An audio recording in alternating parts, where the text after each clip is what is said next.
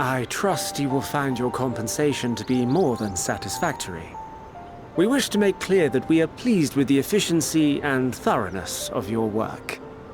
So much so that we have come bearing new tasks in need of your competent hand.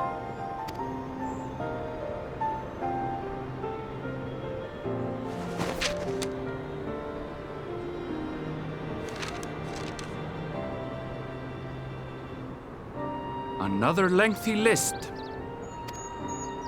If I may speak frankly, the Gleaners have been pushed to the point of collapse by your unending demands. We are not familiars to be exploited. We are Charlian scholars, and we deserve an explanation for this unseemly treatment. What warrants such urgency?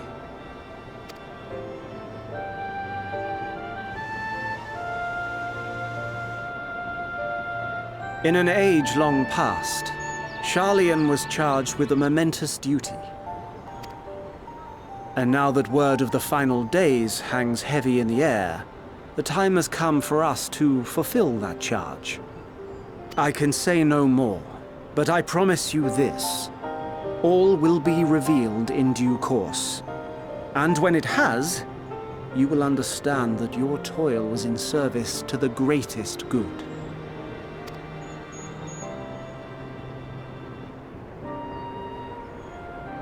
Then I will do your bidding.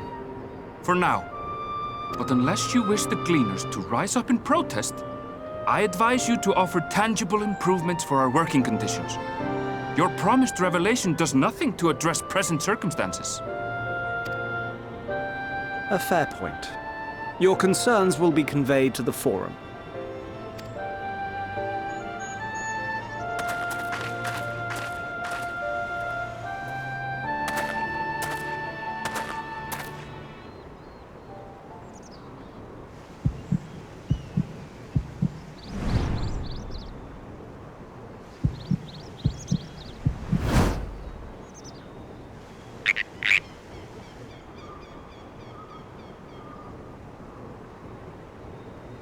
I hope that was informative. You may consider my debt to you repaid in full. While I do have my reservations about the Forum, I want to believe that they have our best interests at heart. Which is why I'm reassured that you're busy sniffing out the truth of things. We can ill afford to place all our eggs in one basket, this master plan of theirs, without first understanding the risks involved.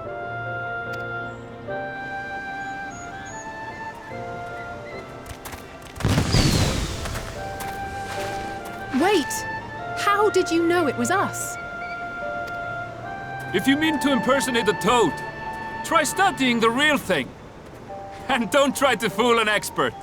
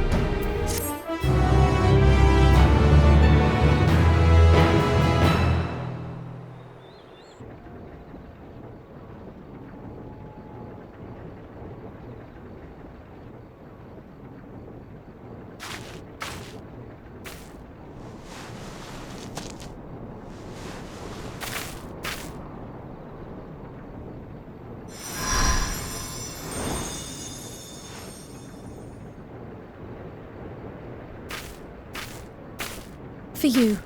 The spell will keep it from wilting. She said you would need it for the journey ahead.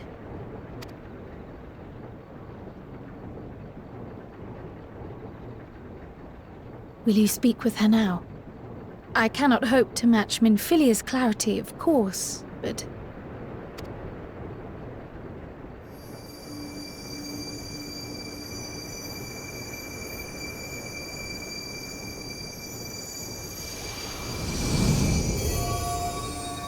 Thank you.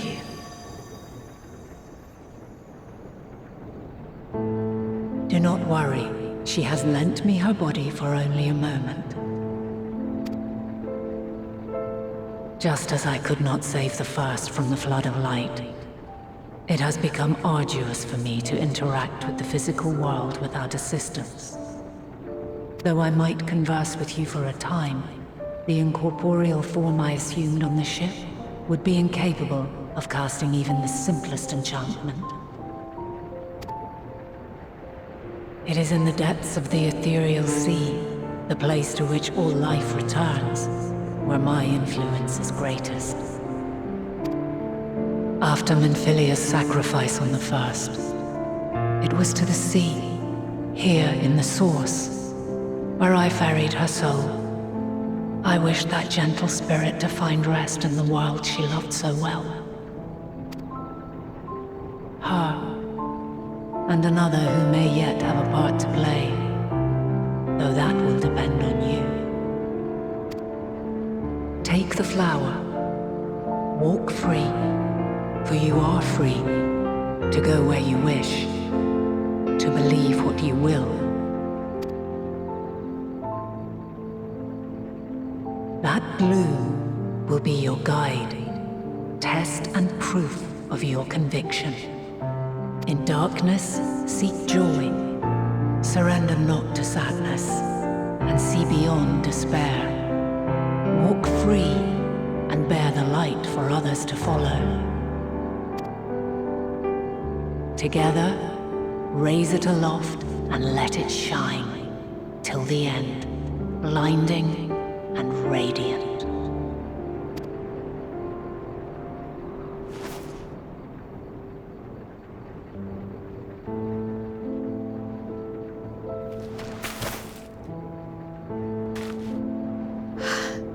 That was all too brief. Already she seems so far away.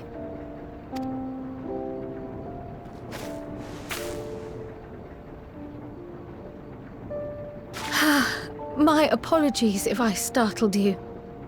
Ever since we began our descent into Labyrinthos, I had sensed another's will, straining to reach out.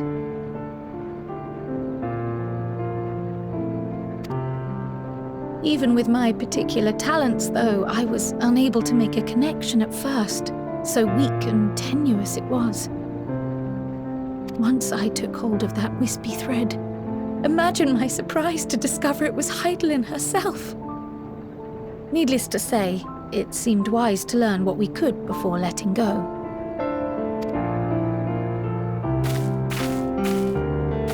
Her answers were more cryptic than I would have liked, but at least she left us with a guide of sorts, that unusual flower.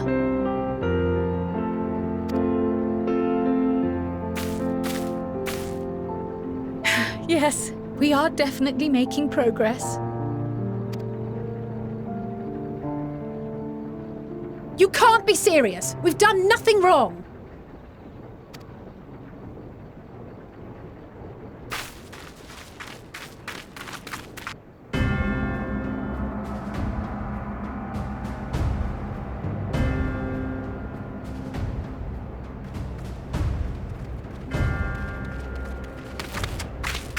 Master Fortuno? What business has the Forum with us? Obstruction and suppression, apparently. Mistress Baldessian, our records show you facilitated the Scions' entrance into Sharlayan by claiming them as assistants for your organization. We are aware of your investigations. After alerting the major institutions to the presence of potential troublemakers, we received word from an Archean custodian. A group operating under the auspices of the students, skulking about Labyrinthos and engaging in clandestine behavior. Clandestine? We may not have entered Sharlayan as scions, but we did naught to conceal our identities. Our only purpose in this city is to seek the truth. I can think of no reason why our actions should warrant the Forum's intervention. 'Tis not our way to discourage the pursuit of knowledge, but the timing of such pursuits must be considered, not to mention their potential impact. With the world in chaos, we, the true caretakers of wisdom, have committed ourselves to an undertaking that demands the utmost discretion. And we will not risk its success by turning a blind eye to disruptive foreign elements in our midst.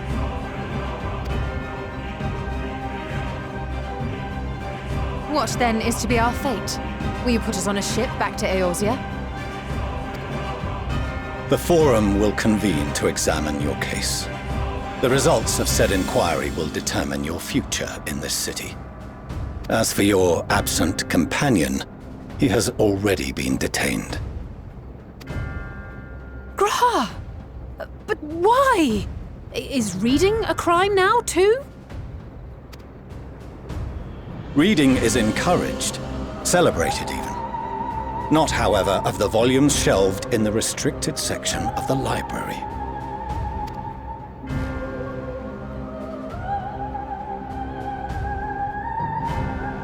Refusing to comply will only make matters worse. Let us instead treat this as an opportunity to open a dialogue with the Forum.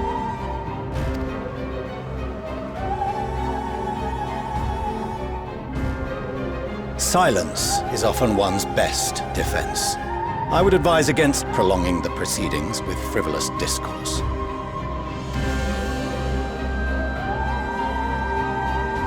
But enough. This is not the place for debate. The rostra await.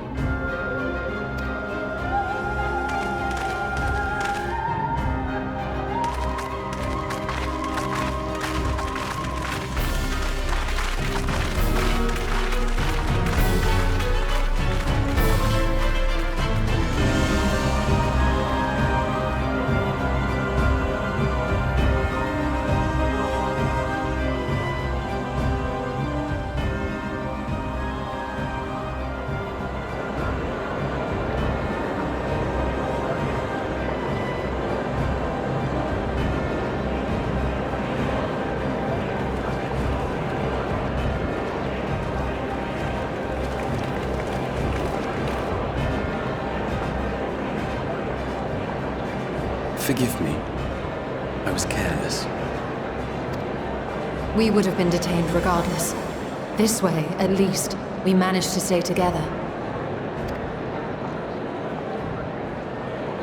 I trust your time within the Forbidden Archives was well spent.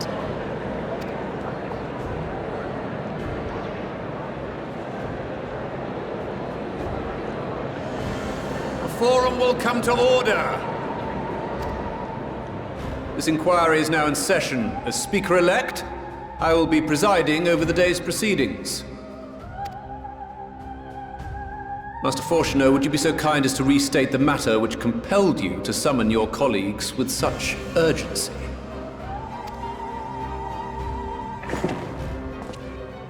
As you are all aware, we recently denied Eorzea's request for Sharlayan assistance. Since then, certain individuals dissatisfied with our decision have taken it upon themselves to interfere with our work. They entered our nation masquerading as associates of the students of Baldessian. But these malcontents are better known as the Scions of the Seventh Dawn. These militants wield influence with both the Eorzean and Eastern alliances, and are inextricably involved with the crises presently afflicting the world at large. Loose in our city, these warmongers sought to meddle with and expose matters of state secret. What are they, if not a dire threat to be expelled?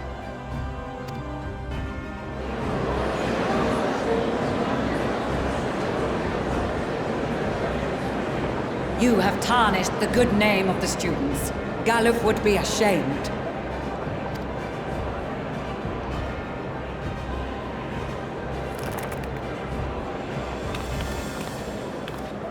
Galuf Baldessian was never one to forsake his fellow man.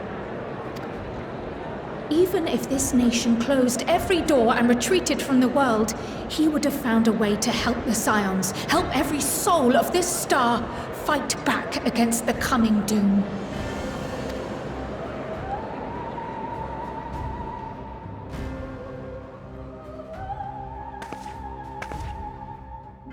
A terrible enemy stands poised to lay waste to all we hold dear.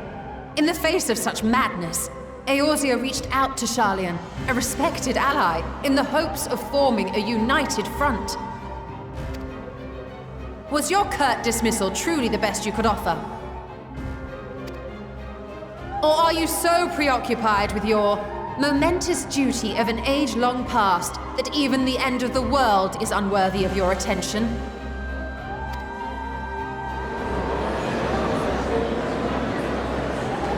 Whence came this revelation?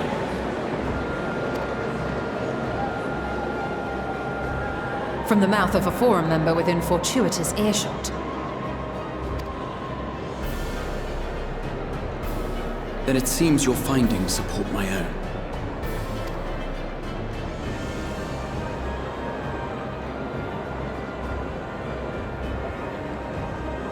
The reason I visited the restricted shelves was to study records of the Forum's policymaking process, to better understand the historical trends underlying their most major decisions.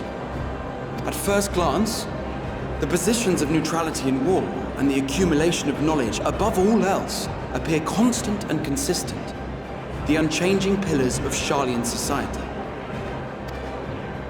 And once upon a time, I might have left it at that.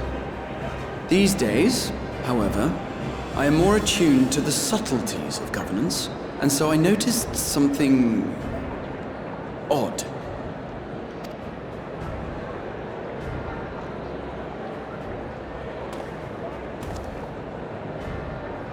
From a particular point in time, the purpose of these policies shifted. No longer was knowledge preserved for the benefit of society.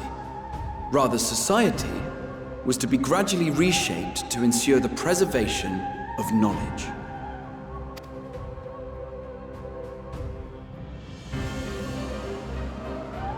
The most conspicuous and telling change was the one which befell Labyrinthos. Once little more than an oversized storehouse, an enormous allocation of funds saw it transformed into an advanced research and archival facility. I also discovered a fascinating account on the finances of our Dravanian colony. The settlement attracted students from far and wide, and the connections and tuition fees thus acquired were funneled into further improvements for the archives. Now, there is no question that our nation's progress is tied to the acquisition of wisdom. Nevertheless, the vast resources diverted for this purpose borders on the obscene. But returning to the matter of when, our change in course appears to have been made some 270 years ago. The very same period when Sharlayan scholars in the hinterlands began a formal study of the ethereal sea. You found something, did you not? And whatever it was, gave rise to your oh-so-important duty.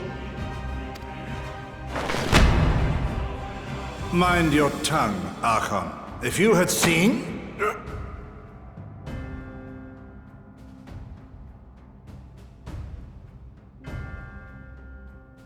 Yes, we are bound by a duty we cannot ignore. Knowing this, what would you have us do? Abandon our vital work and join you on the field of battle? We will never choose the way of the sword. We will fulfill our mission, not through strife and bloodshed, but survival. Come what may, we shall live on. We must. Do as you must, then. But we Scions will fight until the heavens fall, until our last breath.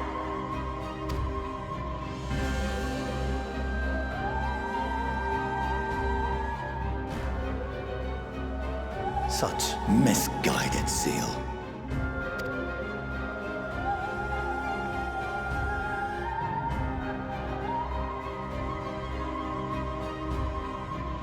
Father, Master Fortuno, I fail to understand the stance you have elected to take. But by the same token, I have yet to find a compelling argument to counter the challenge you put to us in Gridania. Still, in the midst of my uncertainty, I must trust in myself to do what is right, as others have chosen to trust in me.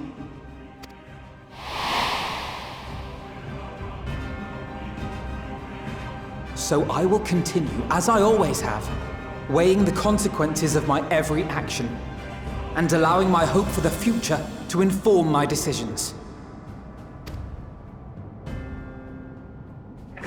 That's quite enough.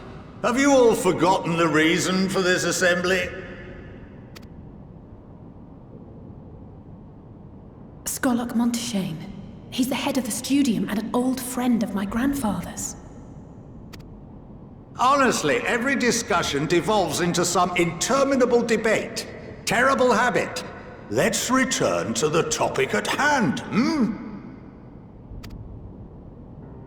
By their own admission, these Scions have resolved to fight alongside the Eorzean nations against the doom which swift approaches. But there exists no evidence of an attempt to incite our citizens to do the same. Furthermore, while our decision may well have been the correct one, we cannot simply bull our way through these disagreements without inviting doubts or objections. Put yourselves in their place. Who among you would leave a tome unopened if an elder forbid you read it with no reason given? No. If we're to quell further discontent, then we must conclude this matter with a fair and even hand.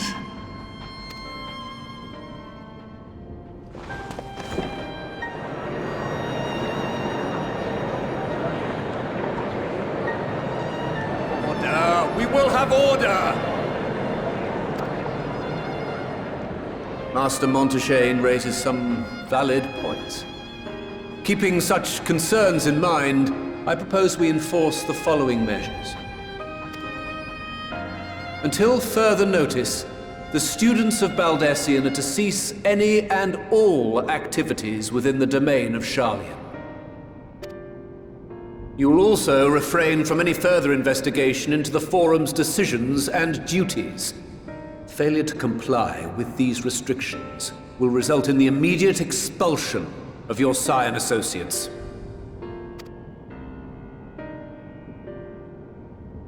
Let us put this judgment to a vote.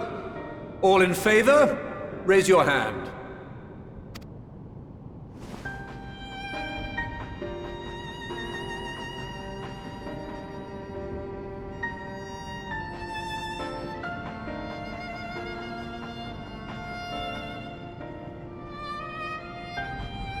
I count 51 for and 48 against. The proposal is passed. Students, Scions, you have heard the Forum's judgment. Pray abide by it, or face the consequences.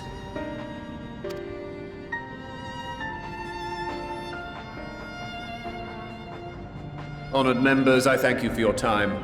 This inquiry is concluded.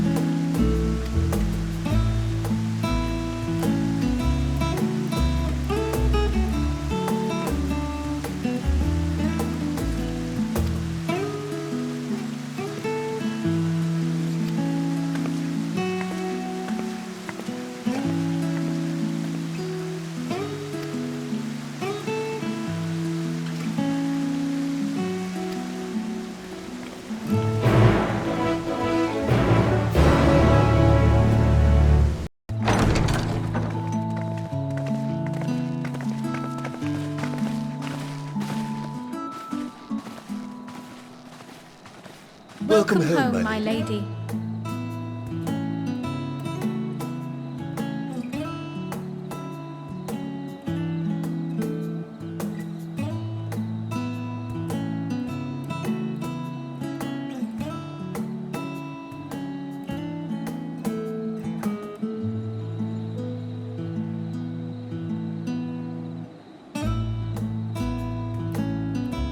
What?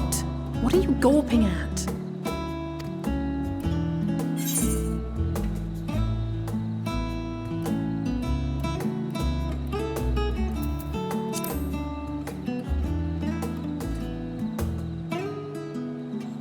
Oh, gods, please don't. It makes me feel like a spoiled princess.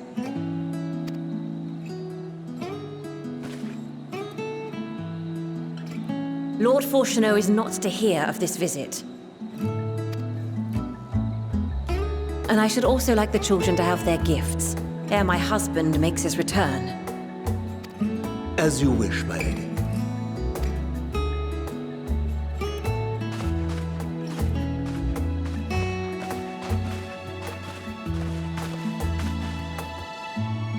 Master Alphino, Mistress Alice, if you'd accompany me upstairs. We shan't be long.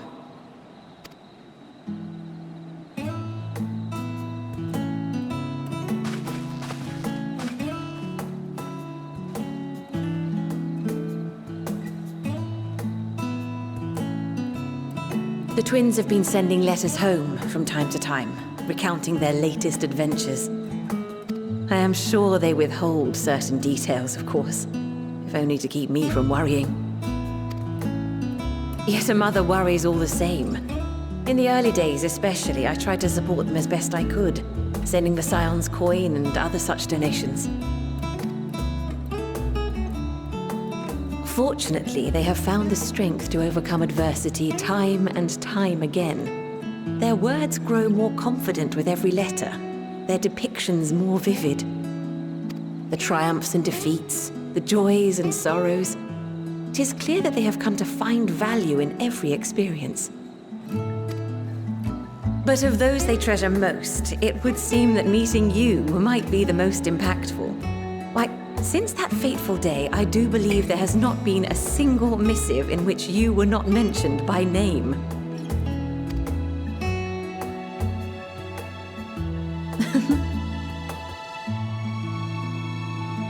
'Tis plain they care for you, and I am glad they have such a steadfast companion watching over them.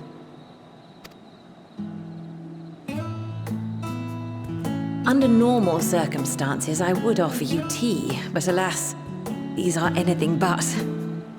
In any event, why don't you keep me company whilst we await my children's return? Perhaps you might regale me with a tale or two of your exploits.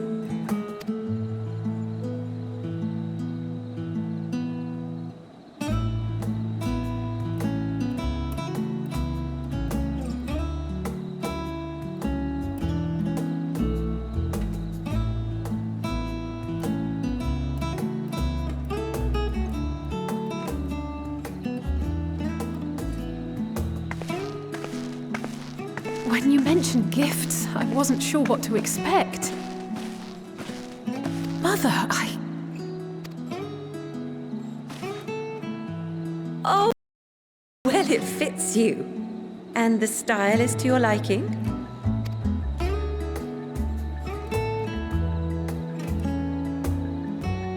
It's perfect. Exactly what I would have chosen. But please, tell me you had something different made for Alphino. Naturally. You are hardly little children anymore. And while I shall miss dressing you in those precious matching outfits, I must respect the individuals you have grown to become. See for yourself.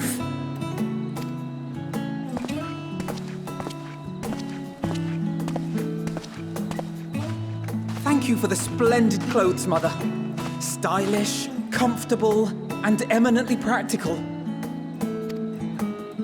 I am so glad you like them. They are, however, missing one final touch.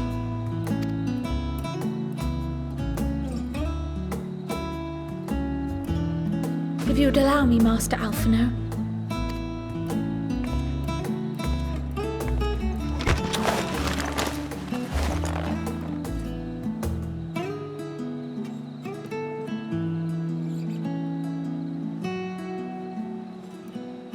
Wait. Are these... A sage's tools of the trade. They belonged to your father.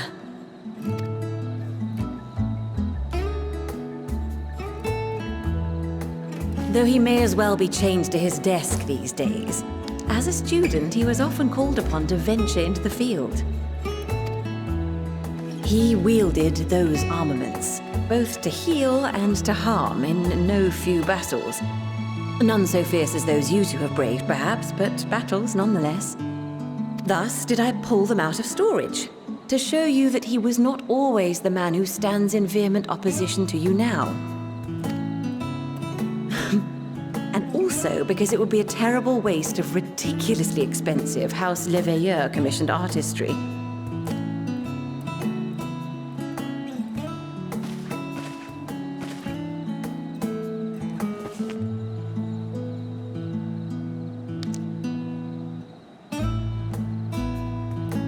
I am told these devices are quite difficult to master, but someone of your extensive experience should soon have them darting about with grace and aplomb. May the wisdom in that crystal serve you well.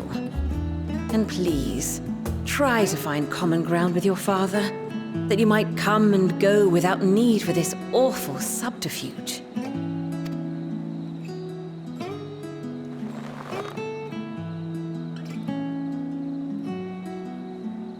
We will, Mother. I promise. My final gifts to you, before you run off, are an observation and a suggestion. Firstly, Fortunato has ever been a serious man, but it was only after you were born that he truly lost himself in his work. I may not know the Forum's inner workings, but I know your father's. The timing of that change in him holds some significance. Secondly, do not seek to best your father with words.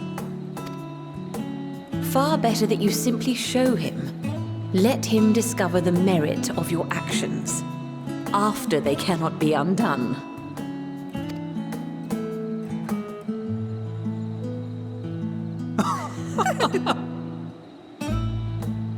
Oh, Mother. We shall take your wisdom to heart. Thank you again for these gifts, and farewell for now. Safe travels, my children. Eat well, stay warm, and keep your friends close.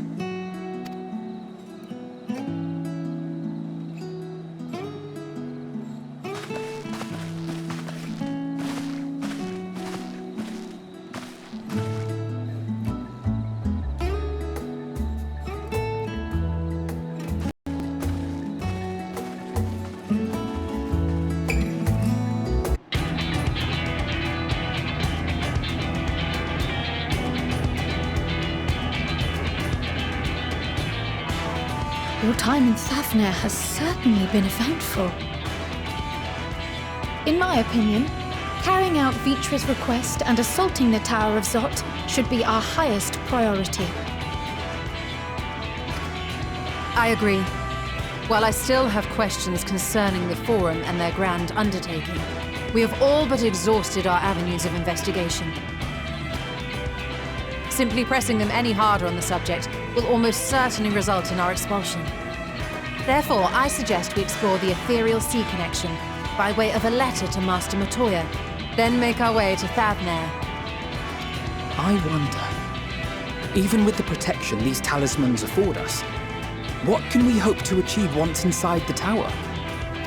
According to Orenvold and Fodola's report, they were unable to free the Emulger. Worse, Their attempts triggered the tower's defenses, which led to a summoning of Luna Ifrit. What does it tell us that the Spires even have such defenses? Simply pulling a prisoner from the wall is fatal. Thus, the direct approach is doomed to failure from the outset. Any further measures to dissuade such actions seem unnecessary. Unless, of course, there is a way to free the prisoners without killing them. Then it stands to reason that any intruders will be met with overwhelming force. The towers appeared throughout the world in but the twinkling of an eye. 'Twas by magical means these structures were raised, I surmise. A spire thus conjured must needs be maintained, and I suspect an arcane catalyst, some manner of core, doth lie hidden within. Destroy the core, and the tower ceaseth to be, thus liberating the captives without harm. So we can hope, and I would prefer to enter the tower with a working theory than with no plan at all. Assuming Ishtola's reasoning is correct, the chances of the defenses remaining dormant are small to none. Any primals will have to be dealt with, and defeating one will likely only lead to the summoning of another. Our every victory will only compound the prisoner's suffering. May we not then divide our forces? Those proficient in healing will focus on sustaining the captives. That duty can be covered by Urianger, Kryl, Yostola, and myself. The remaining Scions will proceed with the search for the core. Admittedly, this strategy puts both parties at greater risk, but it should bolster our chances of saving the Arcosodor by a considerable margin.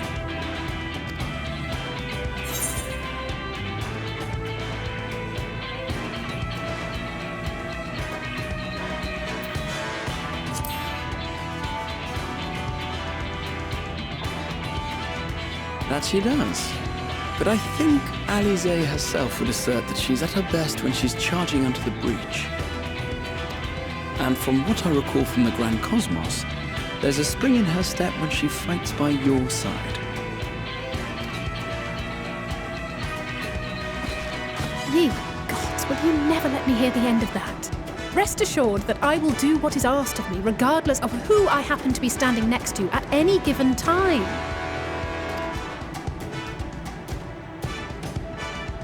It seems we have a plan. All that remains out. I will inform Radzit-Han of our movements, so let us make our preparations and regroup near the tower. The military post in what's left of the Hamsa hatchery should serve as a convenient staging. That sounds perfect. And remember, the experimental aetherite at the confluence is there for those who need it, so there's no excuse for being late.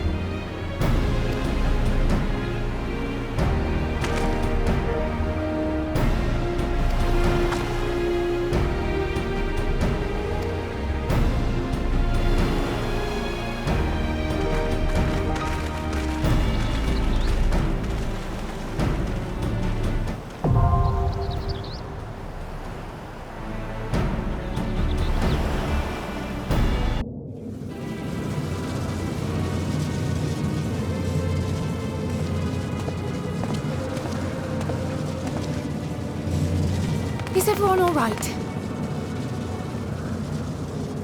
We fortified the captives with what magics we could. Have the defenses been disabled? All appears quiet for the moment. Lower floors were disturbing enough, but this place feels wrong. The ether is heavy and thick, like wading through a quagmire.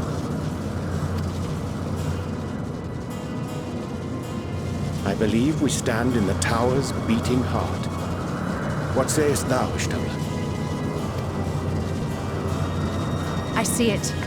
Ether siphoned from the land runs up through the spire, flowing to a single point. This is the core we seek. Yet something is off. As large as this structure is, it siphons far more ether than is required to sustain it. 'Tis as if the core is feeding on the energy, consuming it. I need to take a closer look.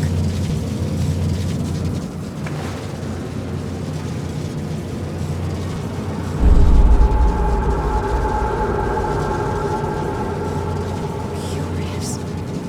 There is something there embedded inside the core. A man's limb. This is what we came to destroy? Yes, if you would be so kind.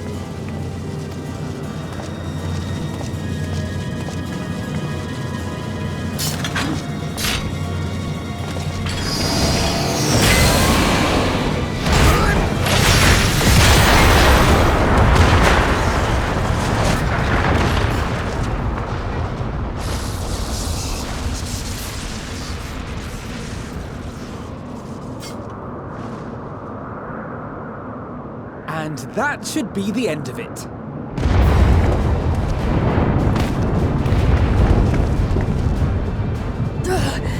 What now?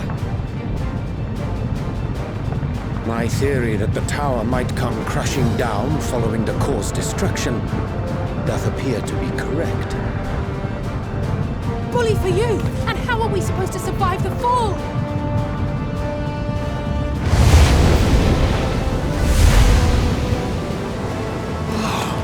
What of the prisoners below? The floor beneath our very feet dissolves. Brace yourselves! I pray I'm not too late.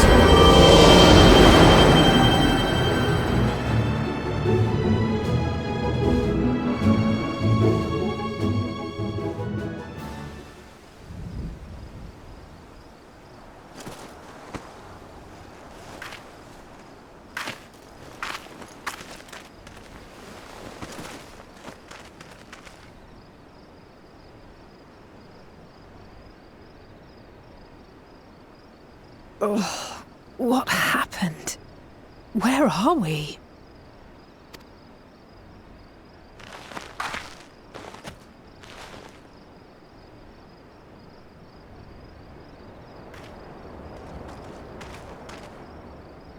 By my reckoning, we're still on the island where the tower stood. But 'tis as if it never existed. Hardly a scratch. But how?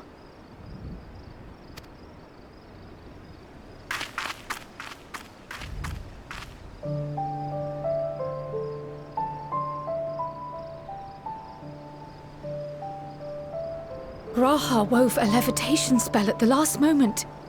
Large enough to catch everyone, it would seem.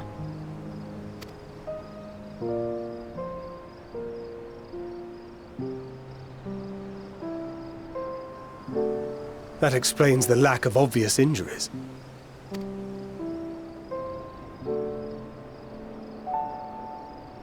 The expenditure of so much ether has taken its toll.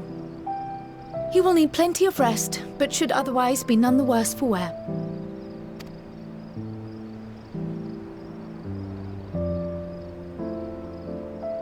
Then the immediate problem is what to do with our new friends here. They'll be much changed for their time in the tower. Even if their bodies are intact, I doubt we could say the same for their minds.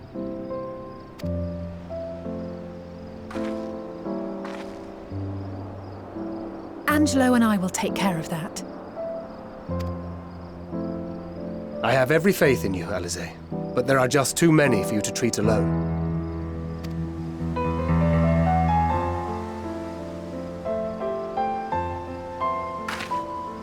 We'll send at once to Eorzea for more Porxies, and call on the local mages to lend a hand. Hail, Scions!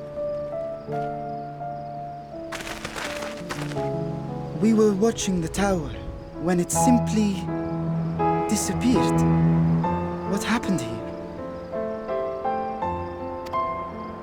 The threat is banished, and thy people delivered. They are, however, in need of treatment, and we of a secure locale and helping hands to assist us in its provision.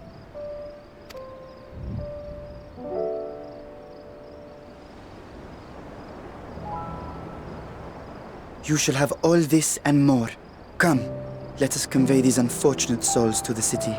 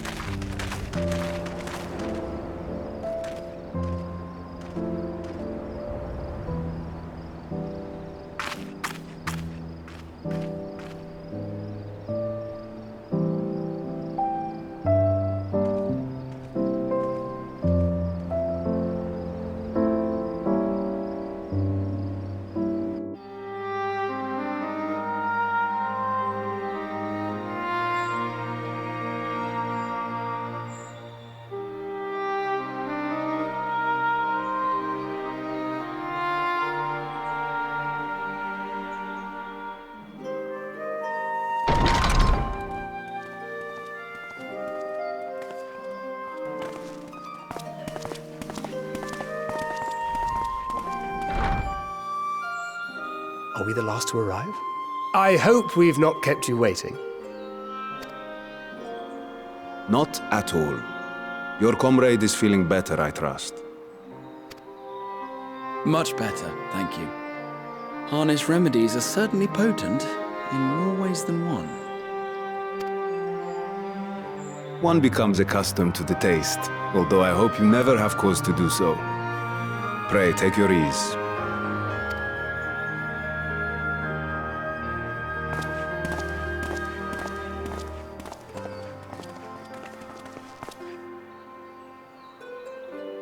Full glad I am to see you all unharmed.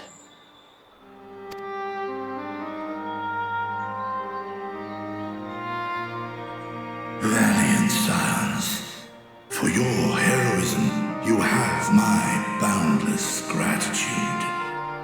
You cast down that dire tower and set free its hapless captives. You cleanse their souls of its corrupting influence. No words of thanks will suffice. In place of platitudes, I offer a bounty of warding scales. Pray accept your due reward, along with the goodwill of Radzatan. Alchemists throughout the land were put to work in the forging of your talismans. The finished ones have been collected, and now await you at the High Crucible of Alchemia.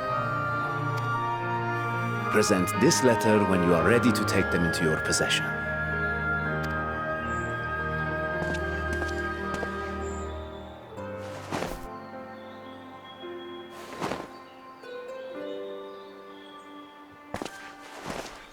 We are humbled by your generosity. Know that the inventive wisdom of Radzatan will be vital in restoring serenity to our star. Every single one of those scales came from you, didn't they? You must still be in such pain.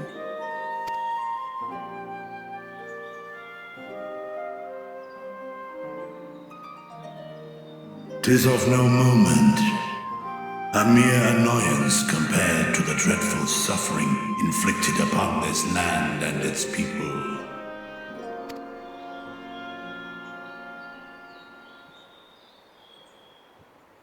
Albeit brief, my involvement in the Dragonsong War afforded me a glimpse of the myriad sorrows which consumed both dragon and man. Though you were half a world away, such tragedies as befell your kin must have affected you deeply. And yet, you chose to live among men.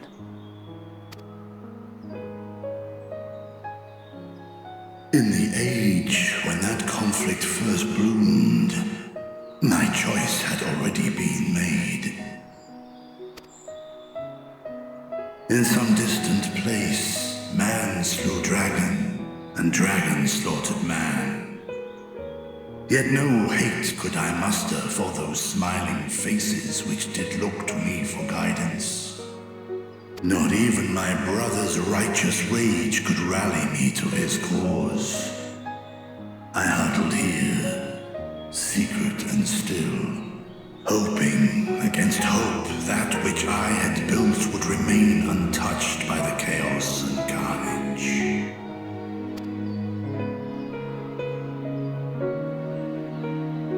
'Twould seem we share the same desire for peace, great Vritra. To that end, I wonder if we might trouble you with another question. The Telophoroi are intent on recreating the final days, an apocalyptic event which we know to predate the sundering of the star. As the longest lived among us, know you aught of this terrible cataclysm?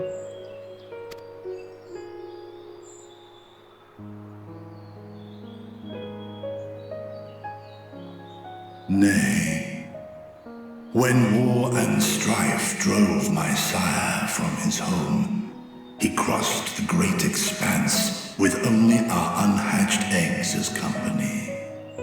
He alighted upon a shattered source, its 13 reflections long since scattered beyond the rift. Of events preceding his arrival, he knoweth naught, save that which Hydralin hath deigned to disclose. I see. So again, 'tis the inscrutable Hydaelyn to whom you must look for answers.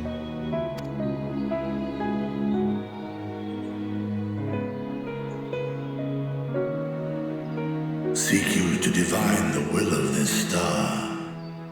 If so, I have a tale which may afford you some small comfort. 'Tis a story from my youth, many years ago. To my sire, I once posed the question, of all the stars in the sky, why didst thou settle upon this one?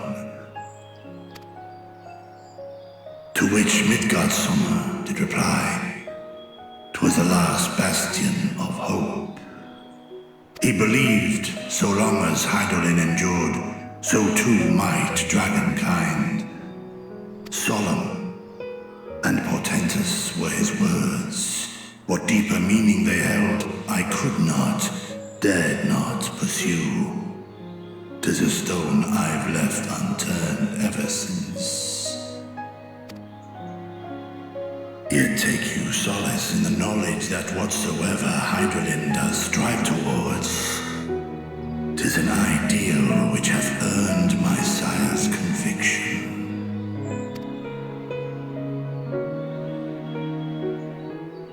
Thank you, Vritra. You've given us warm reassurance in a world gripped by cold uncertainty.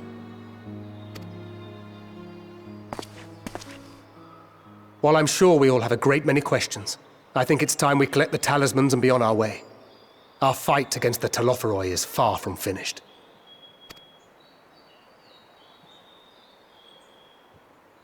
We must take our leave, but please do inform us if we can provide any further assistance.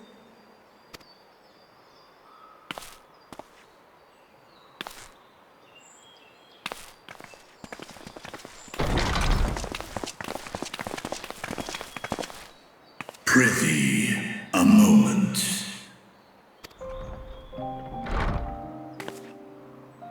There is one whom my sire hath judged worthy of honor and respect. The one known to men as Eorzea's champion. This hero of renown and rumor, 'tis thee.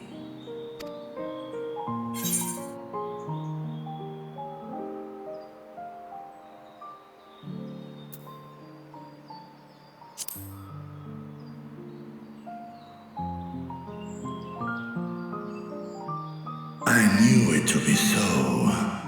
From man and dragon alike have I learned of thine exploits.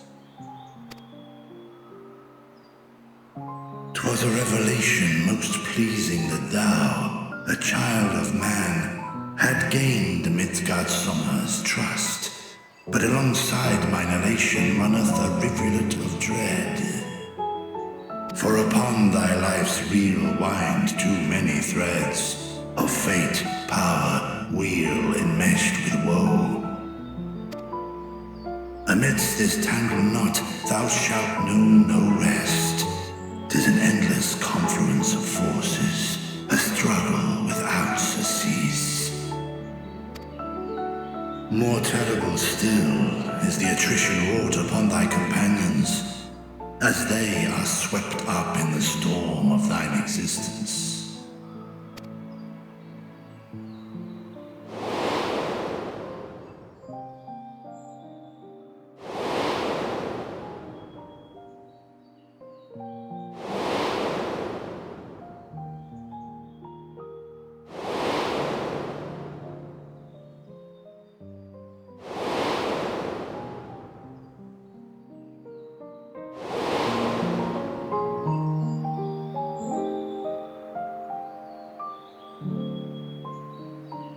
Take heart and protect them well. They will be your strength and your salvation. The hope thou wilt need come the end. Even cowering behind my curtain, I know the suffering of the powerful. I have watched my siblings driven mad by loss. Thus do I exhort thee to spare no effort to keep thy loved ones safe.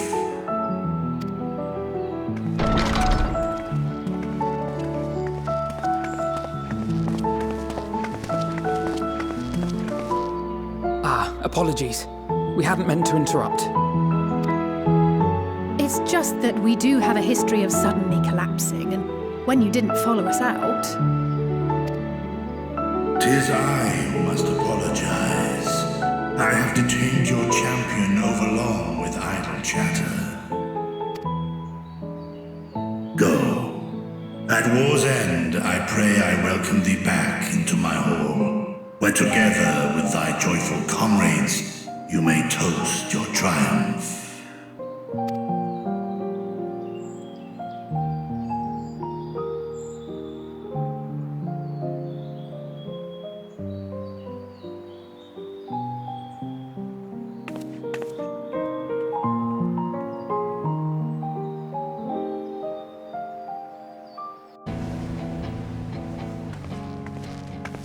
These are the talismans we were promised. Yes, and I made a quick count. There are far more than we could have hoped for. Enough to outfit an entire company of soldiers, in fact. Considering the involved process, that they were able to manufacture so many in such a short span of time is nothing short of a miracle.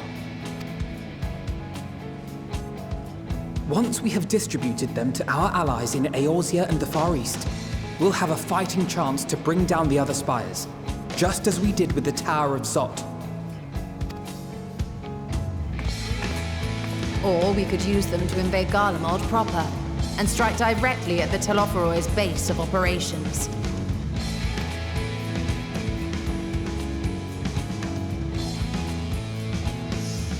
Of course, we would need to consult with various Alliance leaders before such a drastic measure could even be contemplated.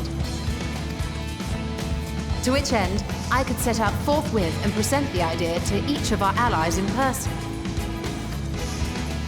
Pray allow me to undertake some few of those journeys.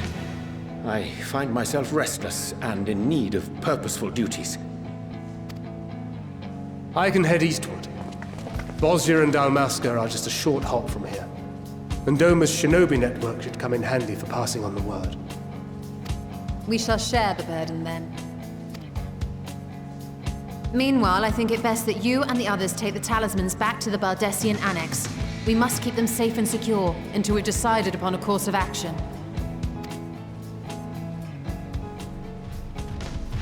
Please, I must speak with you.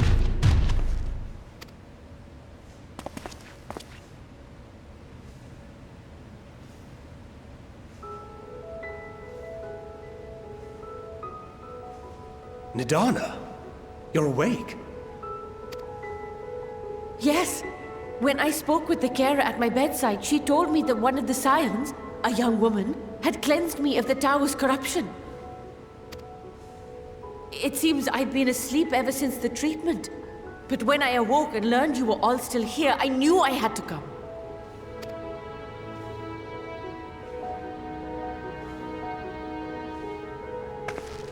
As you said, Nidana was captured only recently. Such a brief exposure is swiftly cured, so I tended to her before we gathered at Megaduta. And I am truly grateful that you did. I cannot thank you enough. All of you, for everything you've done. Destroying the tower, rescuing our people. You've saved Thavnair from an awful fate.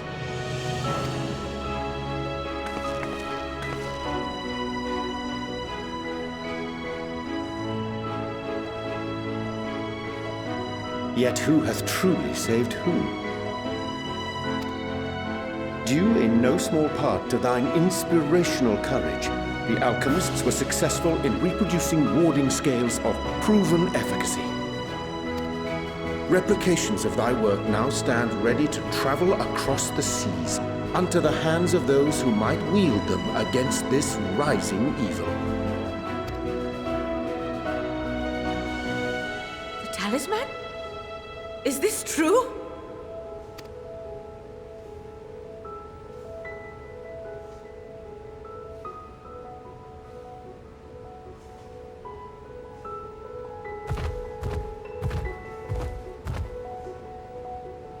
Oh, I was so groggy from sleep. I didn't even think to ask. Oh, our great work sent across the seas. It was worth it. Oh, it was all worth it.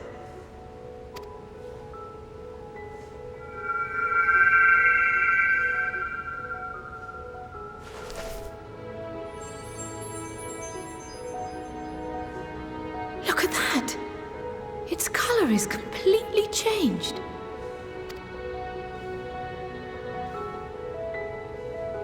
What do you have there?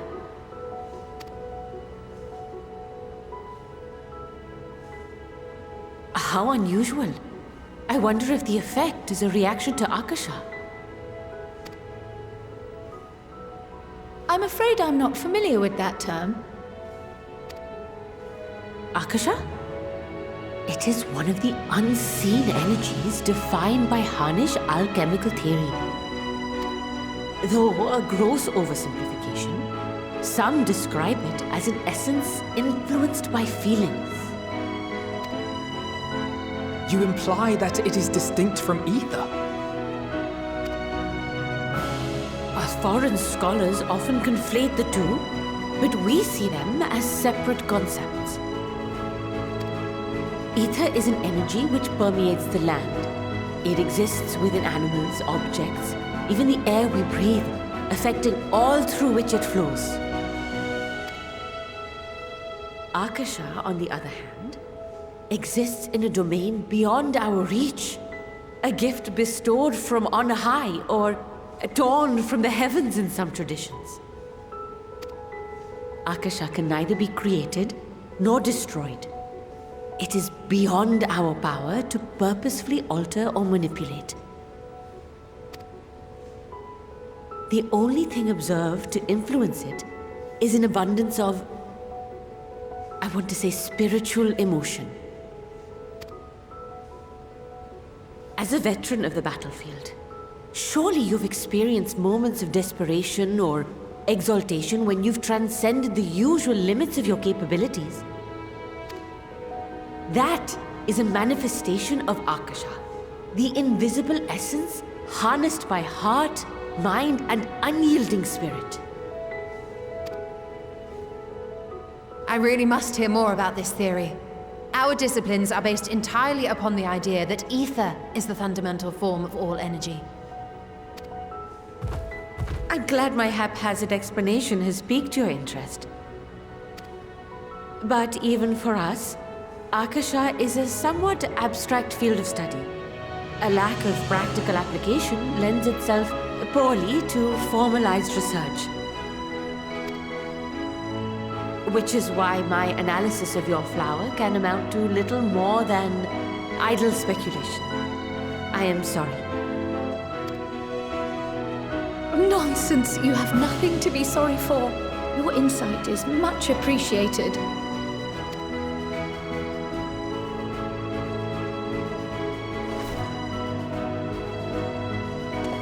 Shall we depart for Sharlayan then? I will see to it that the talismans arrive at the Annex. And we will be in touch once our talks are concluded. I suggest you rest while you can. From here onward, sleep is bound to be in short supply.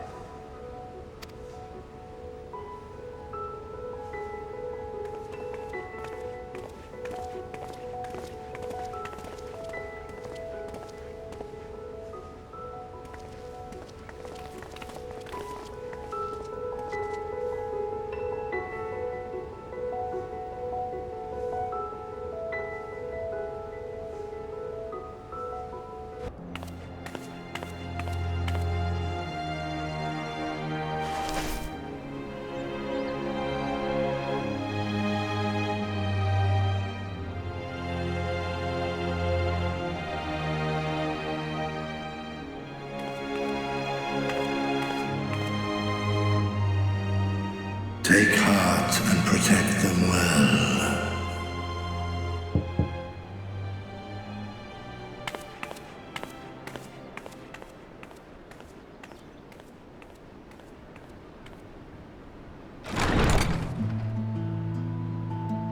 Good, you're here. You haven't eaten yet, have you? We've bought quite a spread if you're interested. Only the finest dining from the last stand.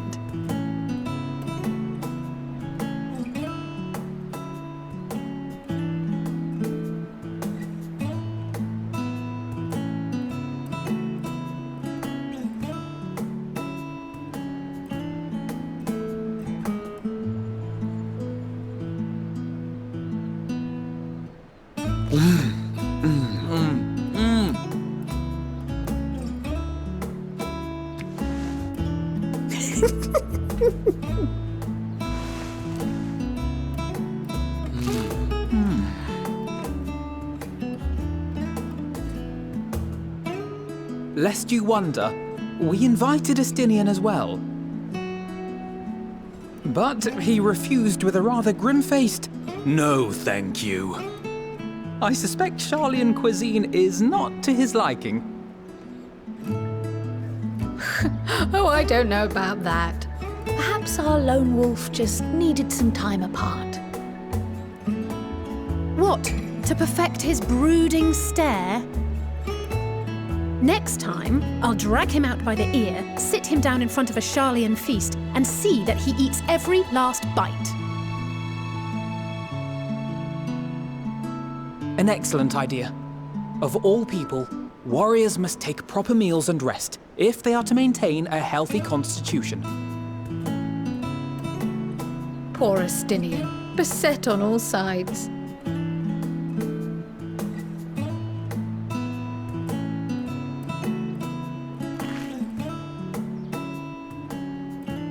Speaking of one's physical condition, Mistress Cryle, I hear you recently played literal host to Heidelin herself.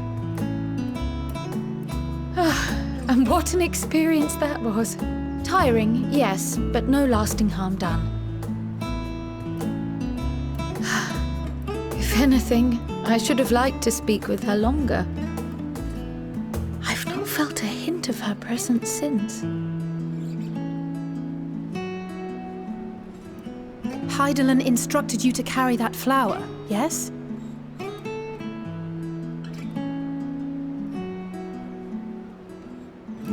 Twill be your guide, test and proof of your conviction. And then Something about seeking joy in darkness, was it? Come to think of it, isn't that what happened with Nidana back in Radzat-Han? The flower did seem to radiate a joyful glow, as if reflecting the elation we all felt, the relief of a people with renewed hope. Indeed, and in turn, I felt buoyed by that radiance. 'Twas akin to spotting a beacon and knowing we were on the right path. I know we've not yet triumphed over the Telophoroi, or learned the full breadth of the Forum's plans. But even within the midst of our struggles, we find small moments of joy to sustain us. Rare and hard-won perhaps, but it is this pursuit of happiness that gives us the strength to carry on day after day.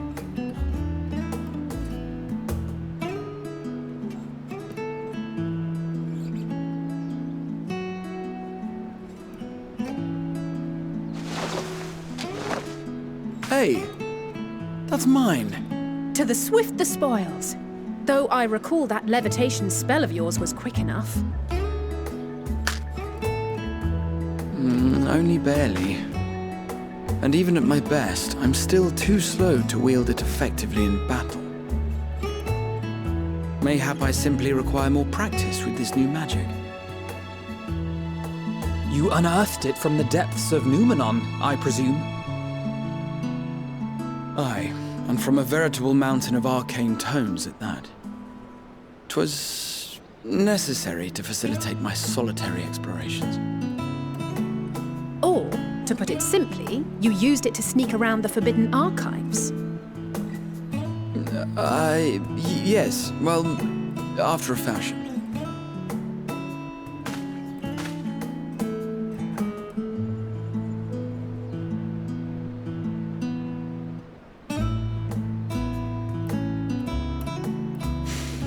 They're tall, you see.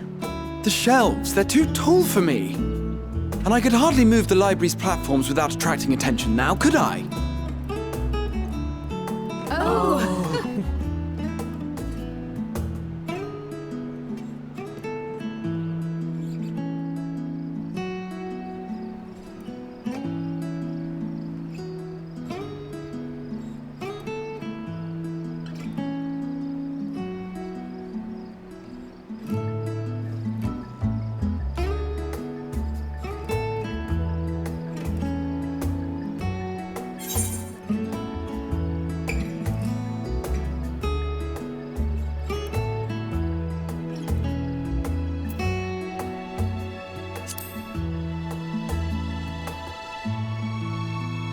I'm not that ambitious.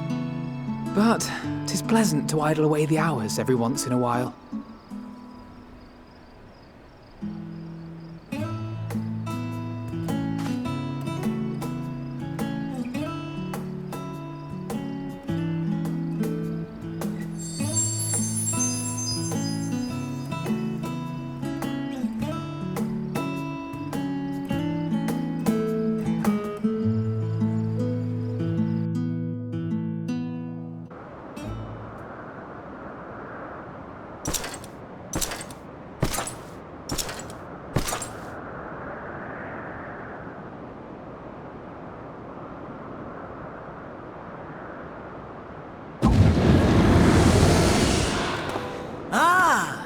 Enjoying the bracing cold, I see. Do you not own a warm coat or a cloak? Something in fur? Or fashioned from the skins of your enemies? Or... well, never mind that.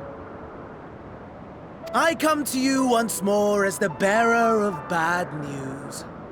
Our tower in Thavnir has been toppled, and I need not tell you by whom. Given how many we have at our disposal, the loss of a single spire is hardly fatal to our plans. It does, however, slow the rate at which we siphon the ether. If they continue to preoccupy themselves with the towers, then all will be well. But should our foe prove bold enough to strike at us here, then the timing becomes questionable.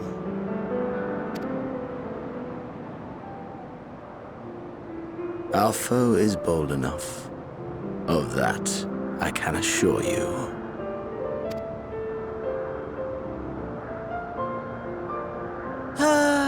Yes, very well then.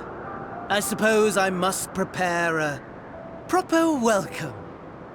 Honestly, talk of your nemesis is the only thing you seem to enjoy. Does nothing else spark your interest?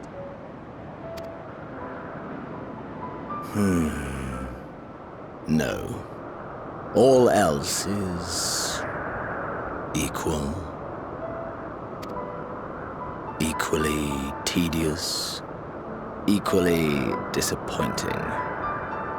The world is a tepid bog into which we sink, too weak to thrash as the mud clings to our eyes and fills our throats till we blissfully choke.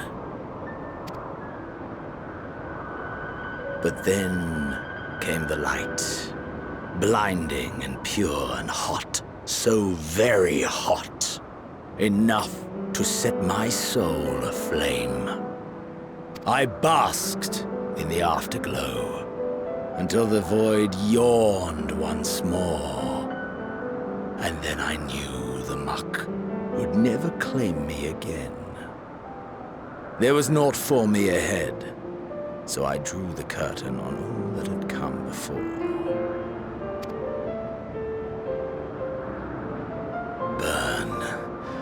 Burn. Let the whole star burn. I will have my contest. I will reclaim my moment.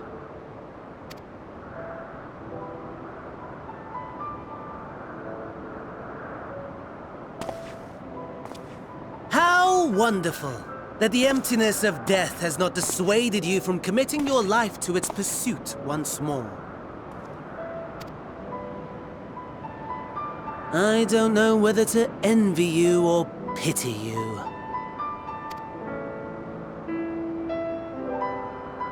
You question my disinterest, but what of yours?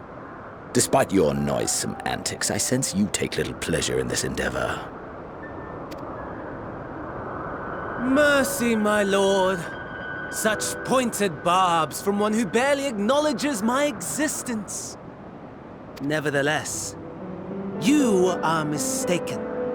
For I do find this part somewhat enjoyable.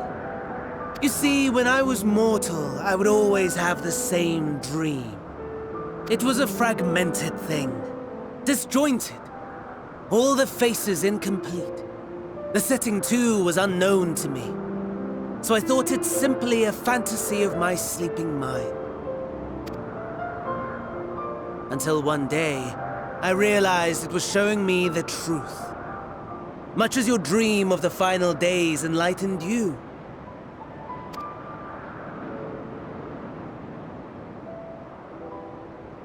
And soon, very soon, the rest of the world will see the truth of my dream, too. Yes, I think that is something we can both enjoy.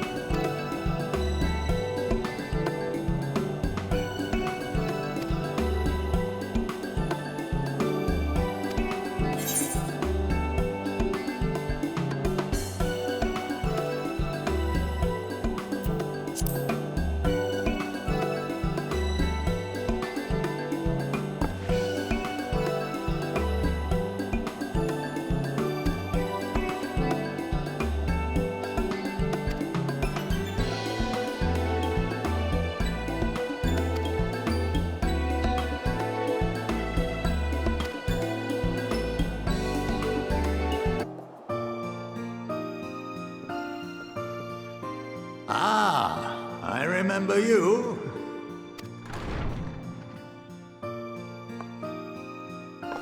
I pray we have not caught you at an inopportune moment. We wanted to offer our thanks for your kind words in the forum.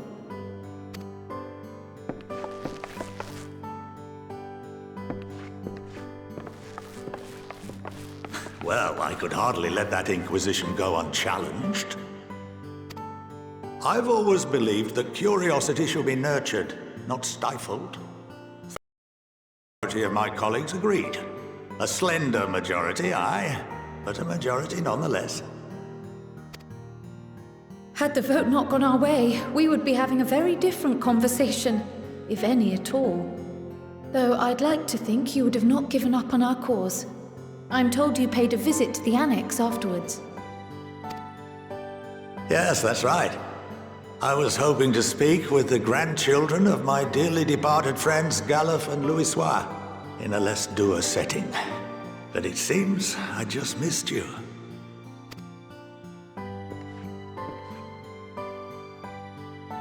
I still can't believe how much you've grown.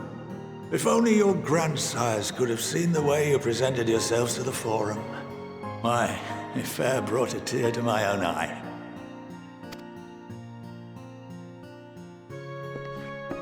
You must have the patience of a saint, putting up with this lot and their antics. Never mind Matoya's prize student. Luckily, I know a thing or two about managing unruly younglings. If you ever need advice, don't hesitate to ask.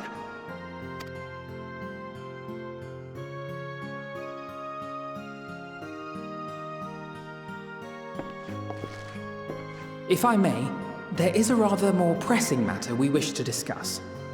What can you tell us of this duty that the Forum must fulfill? Nothing, I'm afraid. Like all humble servants of the Forum, I am sworn to secrecy. Or rather, I couldn't tell you if I tried. Our duty is of the gravest importance. Furthermore, if the particulars were made public, it would incite widespread panic. As such, those entrusted with this duty have been bound by an enchantment, which prevents us from speaking of such matters without the express permission of the Forum. How is that even possible? It's been some time since I last gave a lecture. Please, take a seat.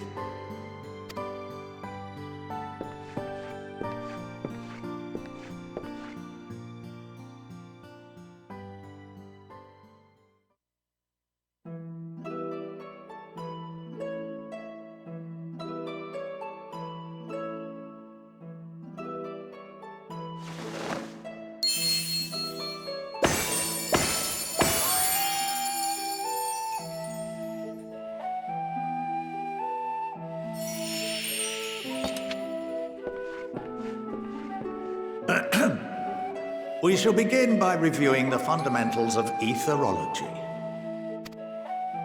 The ether, which imbues us with life, can be categorized into three forms. Two are of the incorporeal sort, the soul, and the memory. Can anyone tell me the third?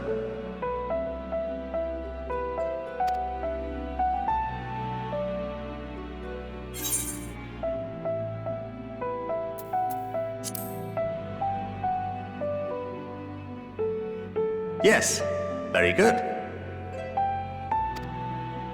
This is the form with which the layman is most familiar. Consumed by even the simplest of daily activities, and replenished by the food and drink that sustain us, this form of ether is in constant flux.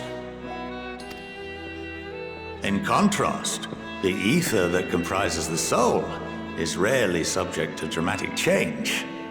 The same can be said for memory, as the two are intrinsically linked.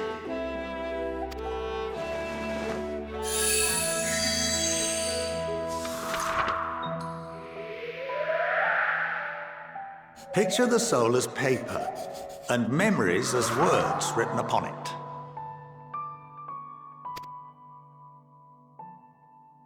Now, what would happen if that paper was doused with ink? The same type of ether as comprises the memories.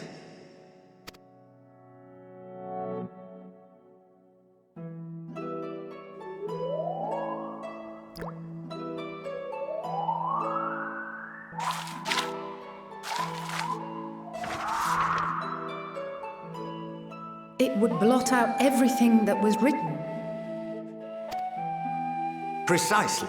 We would be unable to recall the memories, and any activities that depend upon them would be hindered as well.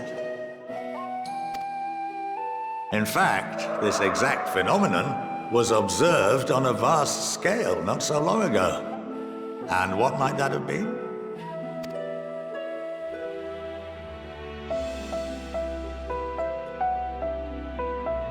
The seventh Umbral Calamity. The people of Eorzea vividly recall Bahamut breaking free of the Lesser Moon and raining hellfire down upon the realm. But no one could seem to remember the events that followed immediately afterwards. Indeed. To this day, we have yet to determine whether it was an unintended consequence or a deliberate act. The enchantment which binds me to the Forum is based on a similar principle. And yes, it is a contravention of the Sharlayan prohibition against the practice of memory manipulation. Only when a new member is inducted and told of our great duty are they subjected to the process. A necessary evil. You have my word that it would never be used to manipulate the populace? I should hope not. But can this enchantment be dispelled and your memories restored? If 9/10 of our members give their approval, then the process may be reversed. Then, and only then, would we be able to speak freely to others of our sacred duty. Barring that, we must wait until we return to the ethereal sea.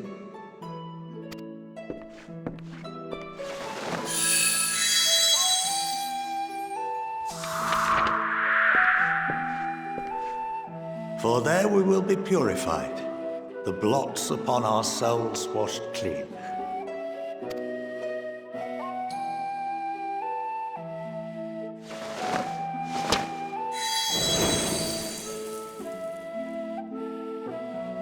And our memories drift apart and dissolve, rather defeating the purpose, I suppose.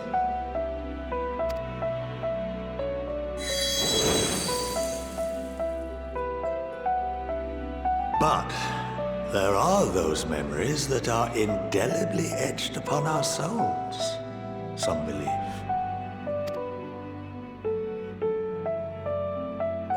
What happens after that? We are reduced to pure ether, coalesce with that of others, and create souls anew. Alternative schools of thought assert souls remain whole and return to the corporeal world, reborn into another form. Both theories have their proponents. Personally, I consider each equally probable.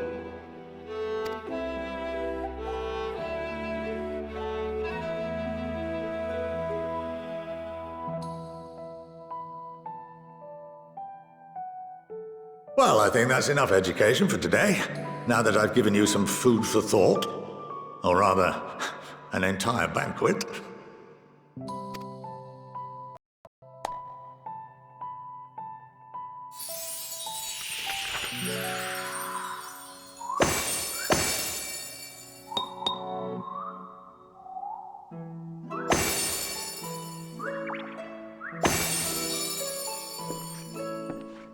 I would remind you that although I'm unable to assist you with certain matters, the resources at my disposal may still be of use to you.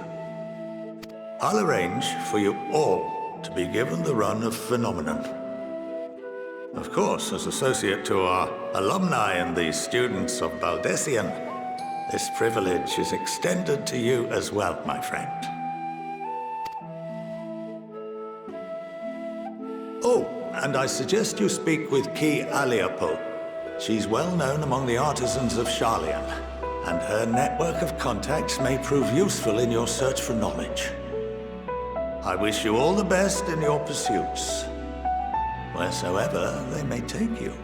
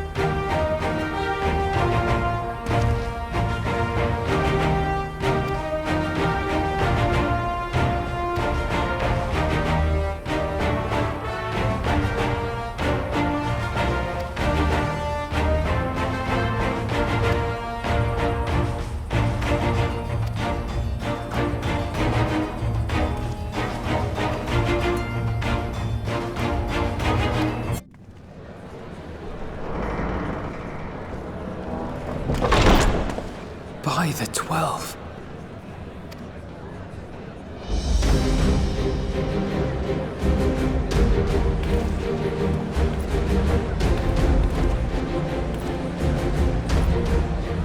Glad you could join us. I hope you don't mind, but we went ahead and started without you. As you can imagine, our traveling companions were eager to become acquainted. 'Tis a rare thing indeed to see such a diverse and talented group of individuals assembled for a single purpose. We fight not only for the sake of Eorzea, but for the entire world, including the people of Garlemald. Much rides on the efforts of the Ilsabard contingent. Indeed, which is why I am glad to find myself in the company of many trusted comrades, yourselves included. Lucia! I have come at the behest of Lord Emmerich, who has honored me with the role of Ishgard's representative. And for the good of all nations, not least my former homeland, I am determined to see this mission through to its end. We have a hard road ahead of us, but walk it we shall, together.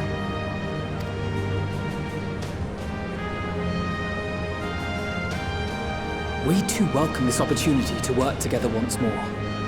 I have faith that, if there is a way to resolve this conflict, we will find it. Allow me to introduce you to the rest of our company. Everyone! If I may have your attention.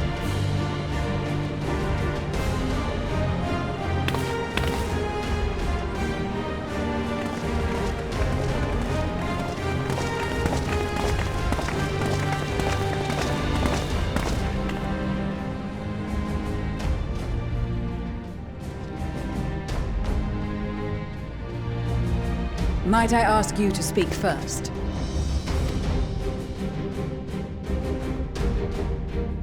If I must, I am Arun Senna, spokesman for the Gridanian delegation.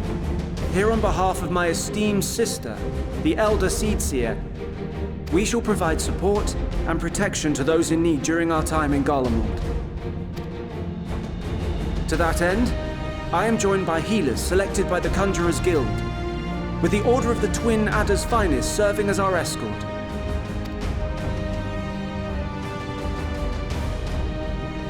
Suppose I'd better say my piece. Wait, I know you. The name's Sicard, in case you've forgotten. Truth be told, I'd rather you had forgotten. Any road, the Admiral asked Captain Hillfear to send his best, and for whatever reason, he picked me. Of course, if I'd refused, I'd be the laughing stock of the bloody executioners, and my reputation's taken enough of a keyhauling as it is. But more importantly, like any pirate worth his salt, I know when you're staring down a storm, you gotta trust in the commander of your ship. So if the Admiral wants us to go to Garlemald, not for plunder and glory, but a promise of peace in our time, then that's what we'll do.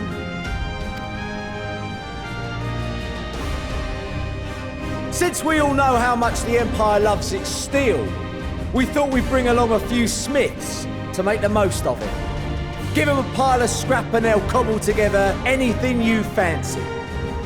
Of course, just like the Gridanians, we got fighters of our own. We might have come with a more constructive purpose in mind, but we're more than capable of cracking skulls, believe you me. Well, you're certainly raring to go. But then again, so are we. The most dependable warriors of Uldar and Alamigo have assembled at the Sultana and General Aldin's behest. If Garlemald has truly fallen, then the whole place is likely to be crawling with Telophoroi. We'll need plenty of troops to clear and hold a path for others to follow. That's where we come in. Naturally, Marshal Tarapin and I will be leading from the front.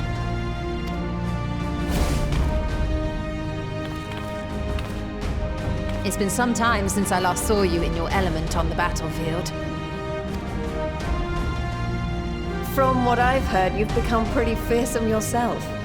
Master Matoya, the avatar of destruction.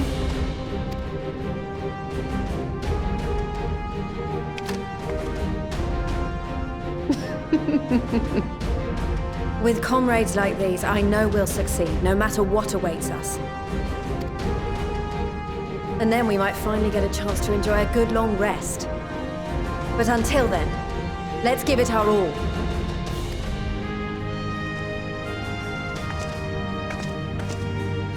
As for Ishgard, we Temple Knights have come in force to uphold our nation's commitment to the peace and welfare of our allies. The bitter cold of Garlemald is a formidable enemy in of itself. Our experience fighting in ice and snow will prove invaluable in the days ahead. Accordingly, I have been designated commander of the Ilzabard contingent. I will do all in my power to provide you with the leadership and guidance you require.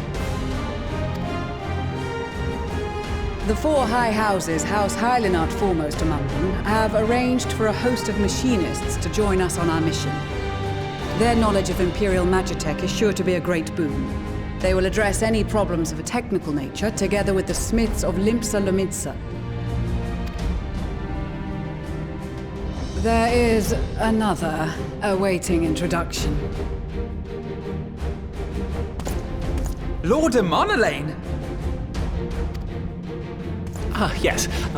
Emanolaine de Forton, at your service.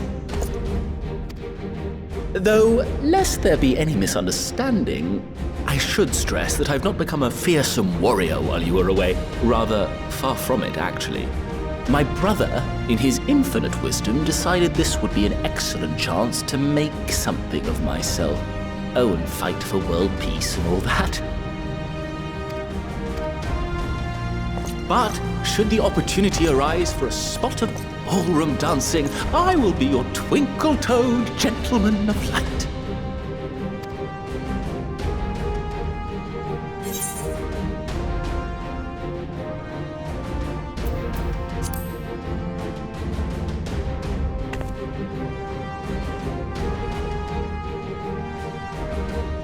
Huzzah! I cannot wait to regale Honoroa with my tales of derring-do.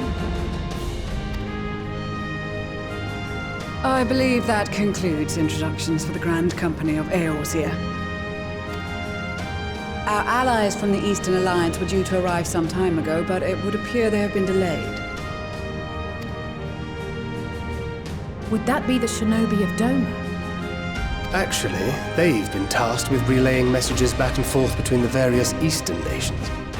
According to Lord Hien, however, an equally capable company of warriors has been sent in their stead. Out of my way, you preening fool!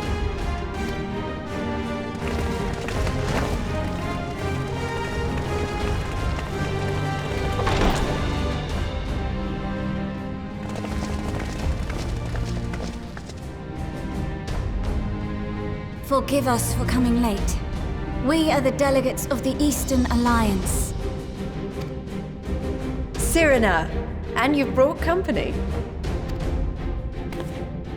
For battle and blood we come, as the steppe is sorely lacking in both.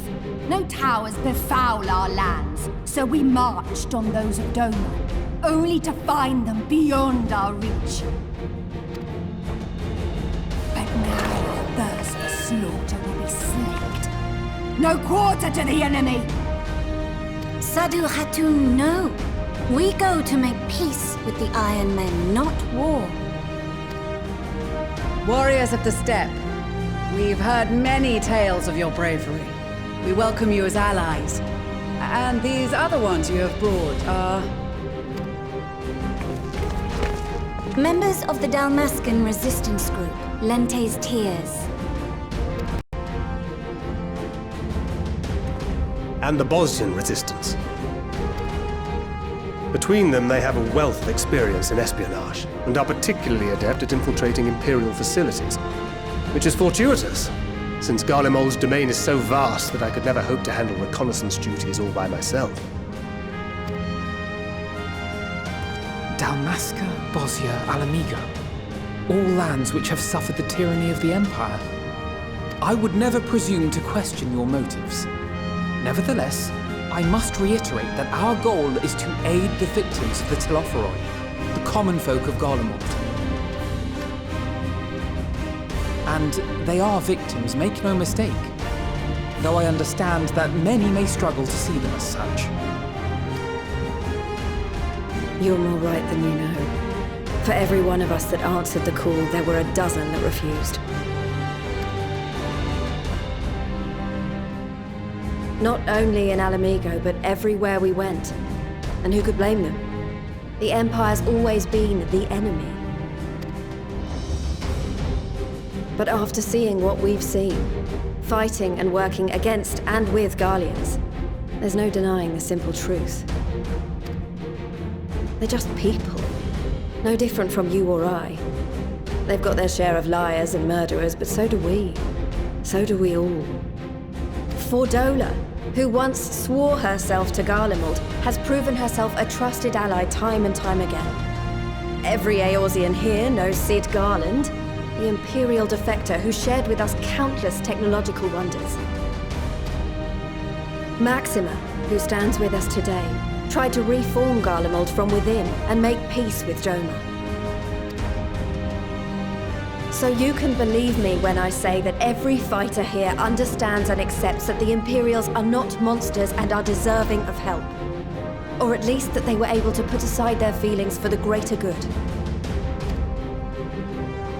It won't be easy, but we're all determined to make this world a better place.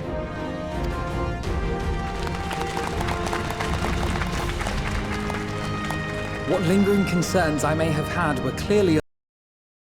I agree with everything you said wholeheartedly.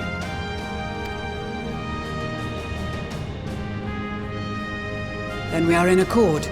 Now, let us review our strategy. To reach the Garlean capital in northern Ilsabard, we must cross the central mountain range. Fortunately, Garlond Ironworks can provide aerial transport, sparing us this most treacherous part of our journey. However, attempting to fly any closer to Garlemald would attract the attention of the Telophoroi. As they appear to have seized control of the majority of the Imperial military, we must assume that includes its fleet. In addition, Garlemald possesses devices that can interfere with airship navigational systems, further discouraging an airborne approach. Given the circumstances, the closest we dare deploy our contingent is an area between the range and the capital, the Magna Glaciers. From there, we must travel the rest of the way on foot. We will also need to bring the airships with us to ensure we can withdraw with haste. Although much of the terrain will be blanketed in snow, we should be able to make use of local roads and shipping facilities. The vast ice field will afford us an unobstructed view of the surrounding area. On the other hand, it will also allow others to easily spot us, so it is imperative that we only make camp in positions where we can easily defend ourselves. And the airships, which must be kept safe at all costs. We cannot account for every possibility, so we must be prepared to think on our feet. Tested. Sorely tested, I expect. But for our homes and for our people, and a people not our own but in need, we will succeed. Spare no effort in your preparations. Once we depart, there is no turning back.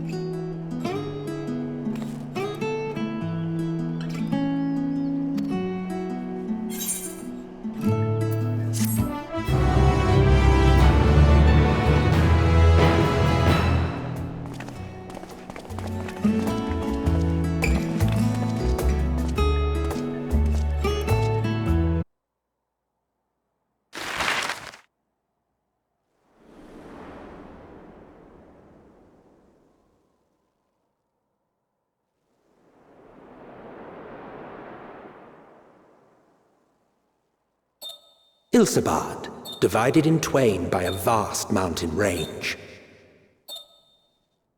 Those who would traverse its jagged peaks face peril at every step. But why go by foot when one can simply fly?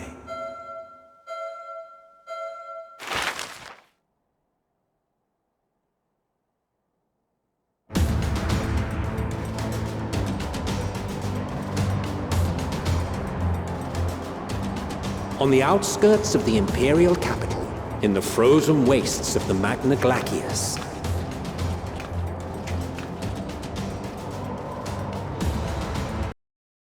howl in icy protest, as if to warn against further trespass.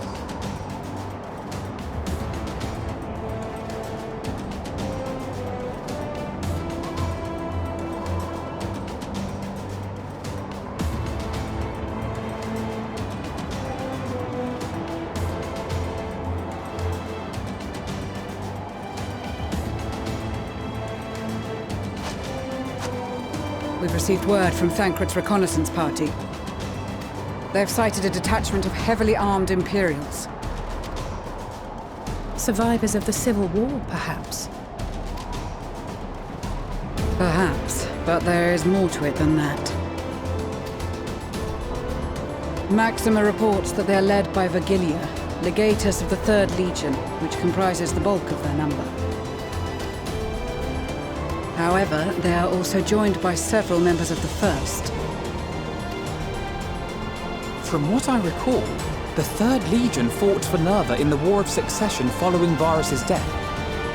The 1st, on the other hand, were under the direct command of the Emperor and rejected Nerva's claim to the throne. These legions were enemies. Indeed. In fact, our sources claim that it was a conflict between them that sparked the Civil War. Yet now, these former foes cooperate to defend a ruined Garlemald from invasion. Then it is all but certain they have been tempered. So, what's the plan? If me and my crew is out reaving, we charge straight in, no messing about. But that ain't what we're here for. Quite right. Soldiers or no, they are people of Garlemald, the very ones we have come to aid. Direct confrontation is unavoidable. Nevertheless, we must make every limit casualties on both sides. Rather than kill them, I would remove them from the field. How so? Savage beatings, disarmament, and imprisonment? Not impossible. Easier said than done in the heat of battle.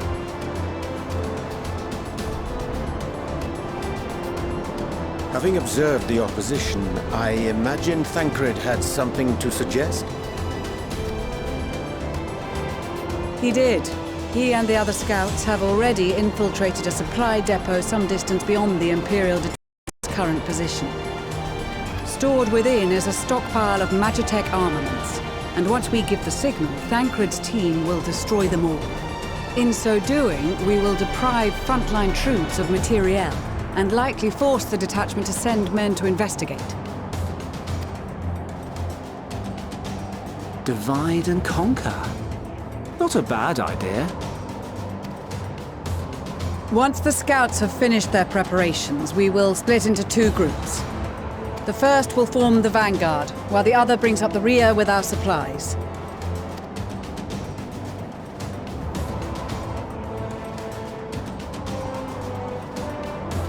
As for the Scions, I ask that you lend your assistance where you deem it needed most. I would prefer, however, that you accompany the rearguard and be prepared to join the van at a moment's notice. Kept in reserve as our trump card, so to speak.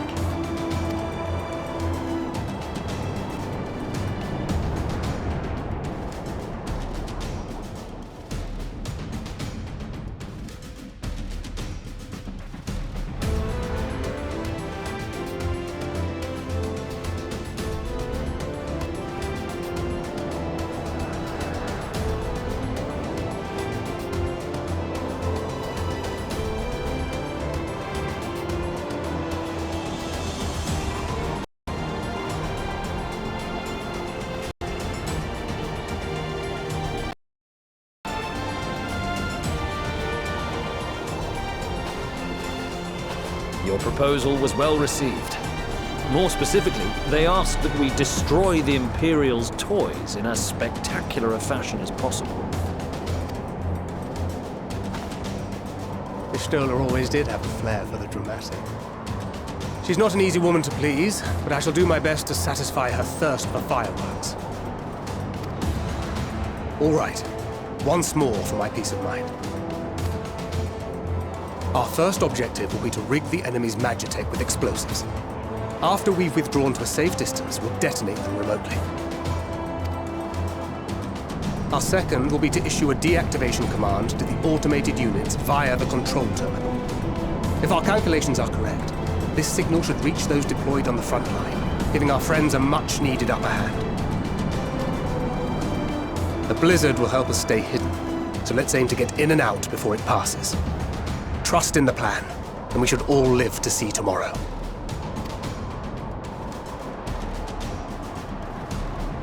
In the meantime, I will relay messages back and forth as the situation unfolds. You'll forgive me if I ask again, but are you certain you wish to play the lone wolf? Wouldn't have it any other way. Call it foolish and reckless if you like, but I'll get the job done. I always do. Very well. I wish you the best of luck.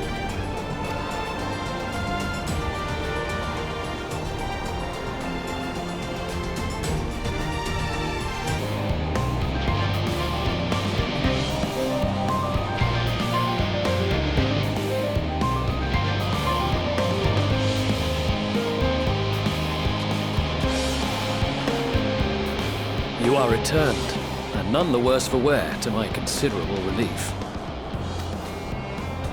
What news from our comrades? They stand at the ready. Excellent. Then let the fireworks begin.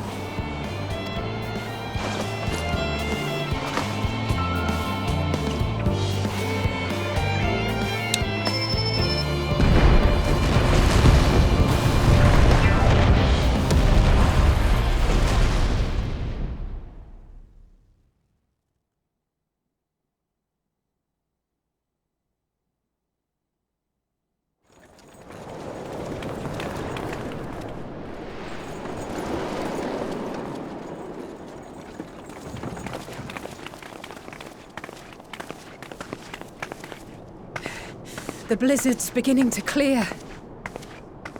The Vanguard should be engaging the Imperials any moment now, if they haven't already. Ishtola and the others are with them, so I'm sure they'll be all right, but...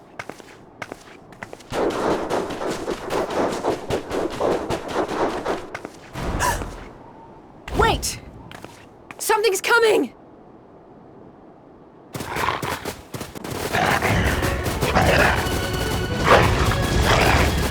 Oi, oi!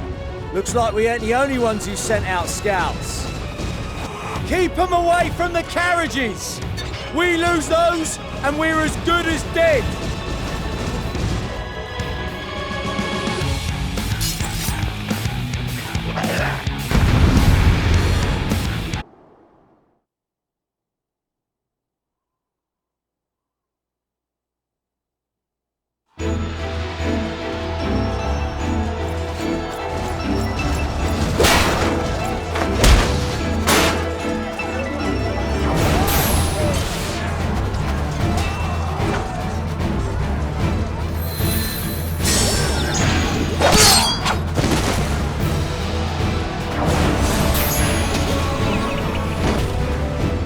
Removed from the field was not a euphemism for enthusiastically murder.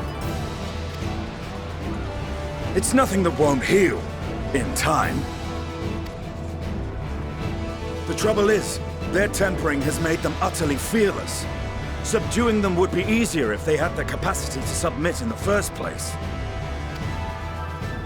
Well, this is the path our young charges would have us walk, and that we all agreed to follow. You knew it would be hard, yet still you pledged your lance, did you not?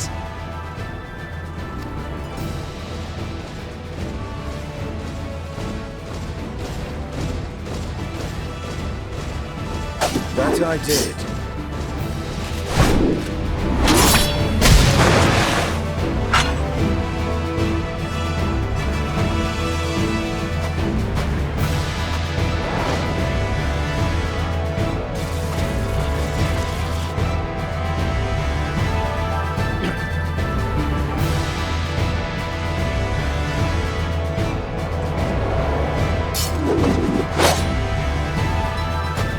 That's for Gilia. Damn it. I need to help the others take her down.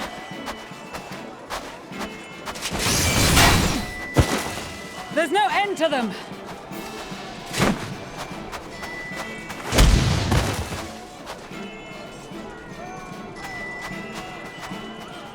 I was wondering when you'd turn up.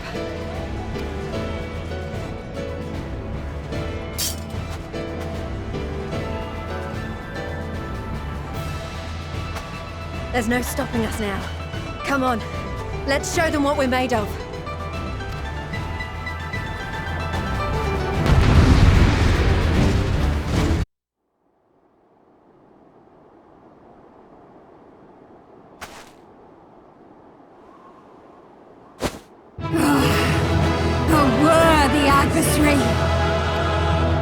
Rest! Recover! Reclaim yourself! Then we will fight again! To the death! Sadu Hatun!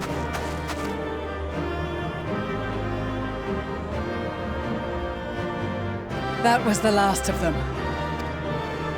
The day is ours, thanks to your timely arrival. What of the supply caravan?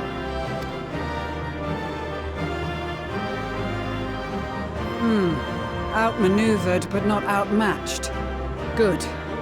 Let us take the Imperials into custody and rejoin our comrades. And soon we shall arrive at the capital.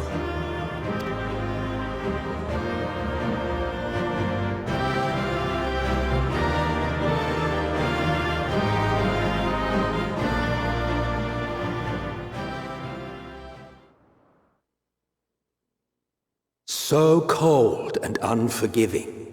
Thus spoke Emperor Solus as he gazed upon his barren domain.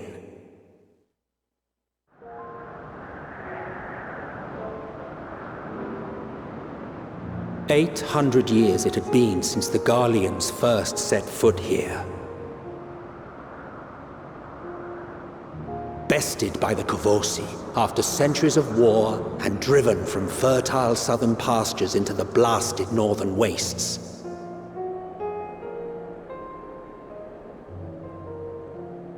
In that garden of desolation, they clung to one another for warmth, freezing, hungry, desperate, hated.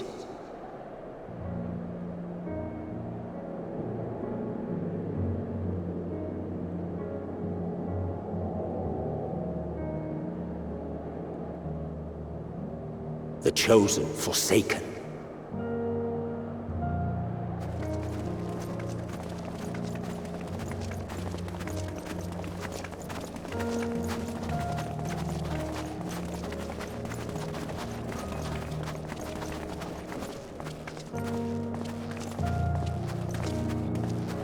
In the year 1513 of the 6th Astral Era, a young legatus named Solus single-handedly sparked the Magitech Revolution.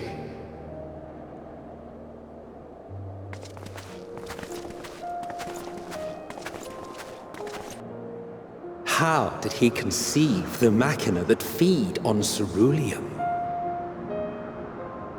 Once a common, soft-spoken soldier, how had he so quickly ascended through the ranks? Like so many others, those who knew the truth are gone. Taking in the capital with his eyes for the first time, I recall thinking to myself, far colder on the earth than in the heavens. Yes, far colder indeed, bitterly so.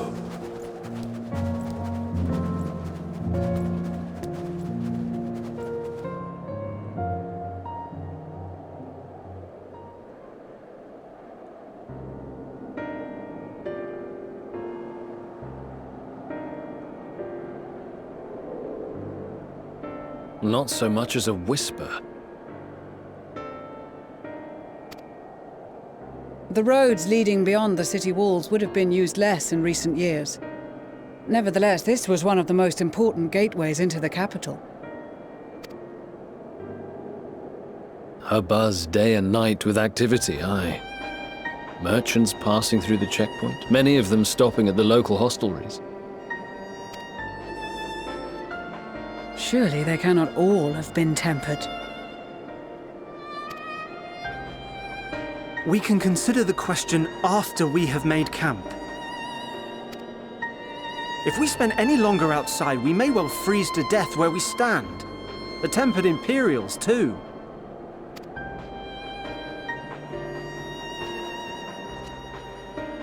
This will be our temporary base of operations. Secure shelter for ourselves and the injured, and dispatch scouts to survey the surrounding area.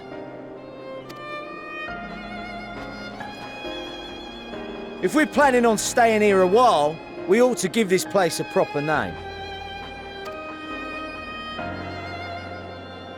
Well, the constant sound of ice cracking underfoot makes me think of broken glass. An apt name, perhaps. But enough of this. To work, everyone!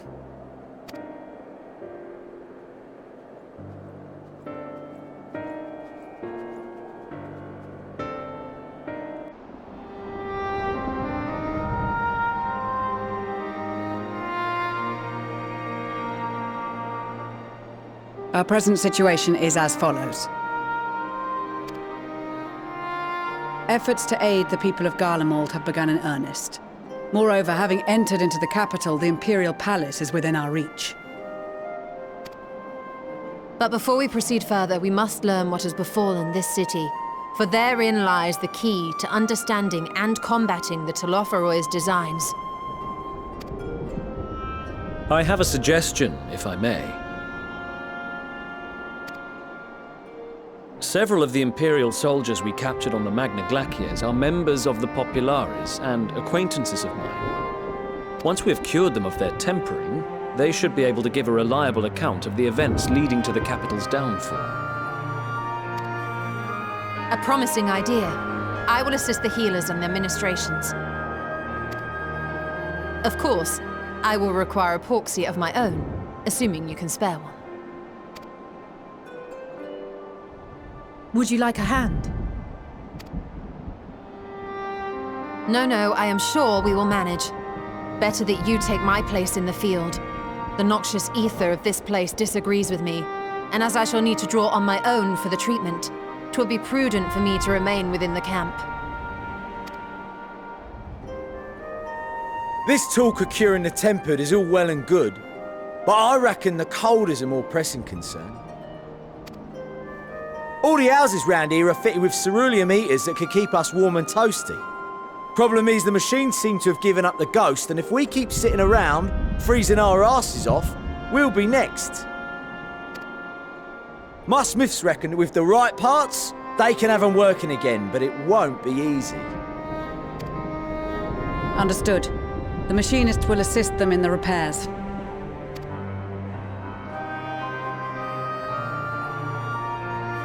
The rest of us should either stand watch or survey the area. We've made our presence known to the Telophroi. They will be searching for us, if they have not already ascertained our position. That we have seen no sign of them since the battle suggests they have yet to do so. However, I suspect they may be biding their time. Or perhaps we are beneath their notice.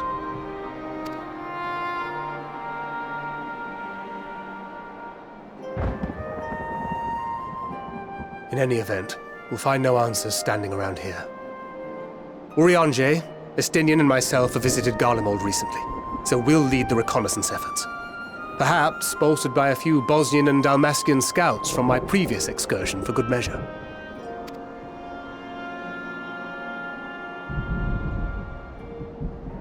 Don't forget about us Alamegans.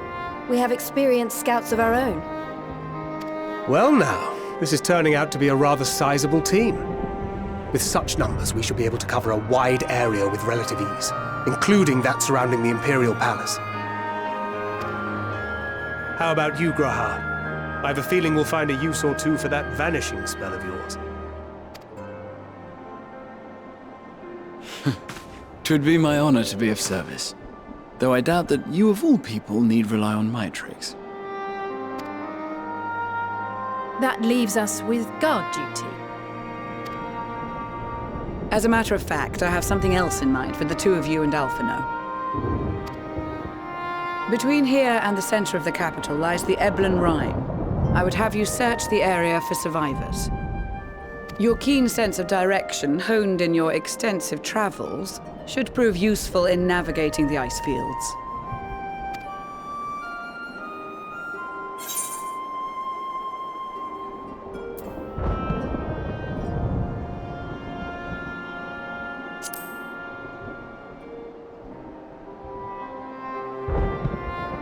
I have faith that you will, and look forward to greeting you on your safe return. You all have your duties. Let us make haste. May the Fury bless and keep you.